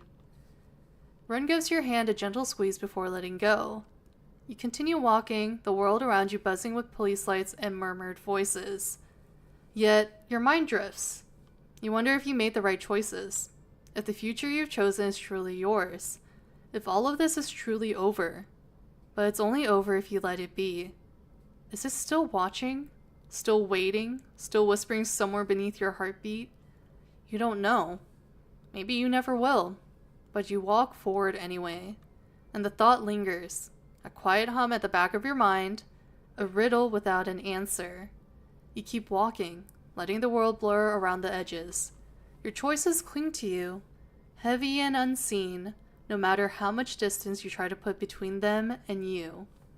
You tell yourself you move forward, but even now, they echo in spaces you don't quite know how to reach. Some futures feel built on hope, others on fear, and both have shaped you more than you admit. Even so, the path you chose is still yours to carry. Though the world moves on, your heart still hesitates. Time slips strangely, tugging at threads you thought had already unraveled. Half-remembered faces blur, shadows brushing past your memory. Endings aren't as final as they appear, not when something inside you still looks back. Linger too long in those doubts and they become a door. Only you can decide whether to open it. Only you can shape what comes after. Perhaps another chance awaits. Another path, another ending. A softness seeps into the thoughts that follow. Too smooth. Too knowing, but easy to believe if you're tired enough. Remnants taste sweetest after all. Every regret, every hesitation, every trembling little fear. Such delicate things you tried to hide, and such a waste to leave them behind. Endings were never meant for you. There is always another thread, you only have to pull. A hush settles in your mind. Slow, intentional, inviting. You know the word. Reset. You can save him, you know. Oh, omniscient one, do not pretend you are content. I can feel it. That quiet gnawing in your chest, that hunger. This ending does not satisfy you. There is still one story left untold. Do you wish to save him? No. Oh, how disappointing. This gentle little life you cling to now. Do you truly believe it is enough? Can you live without knowing the truth? Without peeling back the final layer? Without witnessing the true ending of it all? That is the answer I was hoping for. But you understand, don't you? Do you not? All things demand a price, as did your first bargain with me. So tell me, are you prepared to make another deal? I guess. Very good. But I must ask again. Are you certain? Once more, so there is no trembling misunderstanding between us. You wake up to warmth, arms wrapped around you. Ren's steady breathing against your neck. You blink slowly. This isn't your old apartment. The walls are clean, the curtains are new, the air smells faintly of detergent and morning light. It's unfamiliar. Wait! Did I fuck up on Ryota's route? Because I feel like we didn't get an epilogue. Did we? I feel like it just ended with a confession, that was it. And yet, it feels safe. Lelia, did you have a bad dream? His voice is thick with sleep. You nod. It was a strange one. I understand. They still come and go, even for me. Even after the incident— Bro, my phone died, so my model's not tracking anymore. Just bear with me, because we're at the end of it already. Hey, Black or— How do I pronounce your name? His grip around you tightens slightly. But I'm here with you now. Try to get some sleep. You close your eyes. You try squeezing your eyelids shut. But the silence stretches too long. Then your phone rings. The sound is sharp in the quiet room. Instinctively, you reach for it. Ren grabs your wrist. You both freeze. He lets go immediately. Sorry, I don't know why I did that. Aura? It's just Aura? Okay. His voice feels distant now. Sorry. He turns onto his side, facing away from you. You reach for your phone. Yeah, of course. Your eyes don't leave the screen. Ren doesn't react. He doesn't know who it's from. He just stares at the wall, waiting quietly. Is he jealous? Is he jelly? Do you want to save me? You stare at Ren's back. 7 months. 7 months of quiet mornings, of shared meals, of late night talks, of healing. You remember the way he learned to cook because you once said you liked homemade food. The way he started therapy, the way he hesitates before speaking when he's afraid of hurting you. Your thumb trembles. Ignore him. You stare at the screen for a long moment, and then delete. The message vanishes. You place your phone face down on the bedside table. Slowly, you move closer. You wrap your arms around Ren from behind, pressing yourself against his back. He stiffens slightly. It was nothing. Just a spam message. He doesn't answer immediately. Are you feeling alright? A long pause. That's been weird. His voice is quiet. Especially with how nice you've been to me. You tighten your hold. I thought I would have put everything behind me now. But sometimes it creeps back in. Bad thoughts, old guilt. I kept wondering if it should have been me. But I'm the one who deserves to be here. He turns around to face you.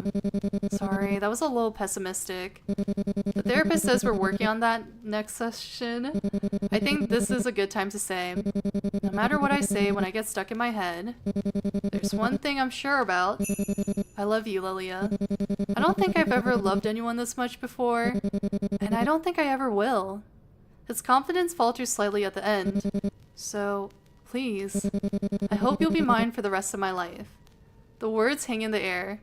Okay, this feels more satisfying than whatever Ryota ending I got yesterday. I feel so scammed. Then, as if embarrassed by his own boldness, he turns around quickly. Good night. You laugh. You pull him close again, resting your forehead against his back. Maybe you won't uncover every truth. Maybe some stories will remain unfinished. But this simple, fragile happiness, thank you so much for the follow. This piece, it feels enough. You're content. You're happy, at least until you reset. But there's no CG! What the hell? I feel scammed. There's still no CG for like an ending. That's like the sad part. But okay, I can't believe I actually... You're disappointed? You're disappointed, Flame? I'm sorry. Well, if Ryota didn't get one, you think Ren is gonna get one? I mean, if you think about it... I mean... But I'm gonna go eat. Thanks for joining me. Oh my god. You know what I said? I was like, I'm gonna make this only like a 1 to 2 hour stream. I went like 3.5 hours. This is how it always happens because I get too invested in the game. I'll try to do Haruki's row maybe tomorrow. We'll see. I have to go to take my grandfather to a doctor, so yeah. We'll see what time it is. Goodbye, everyone. Have a good nice rest of your day or night.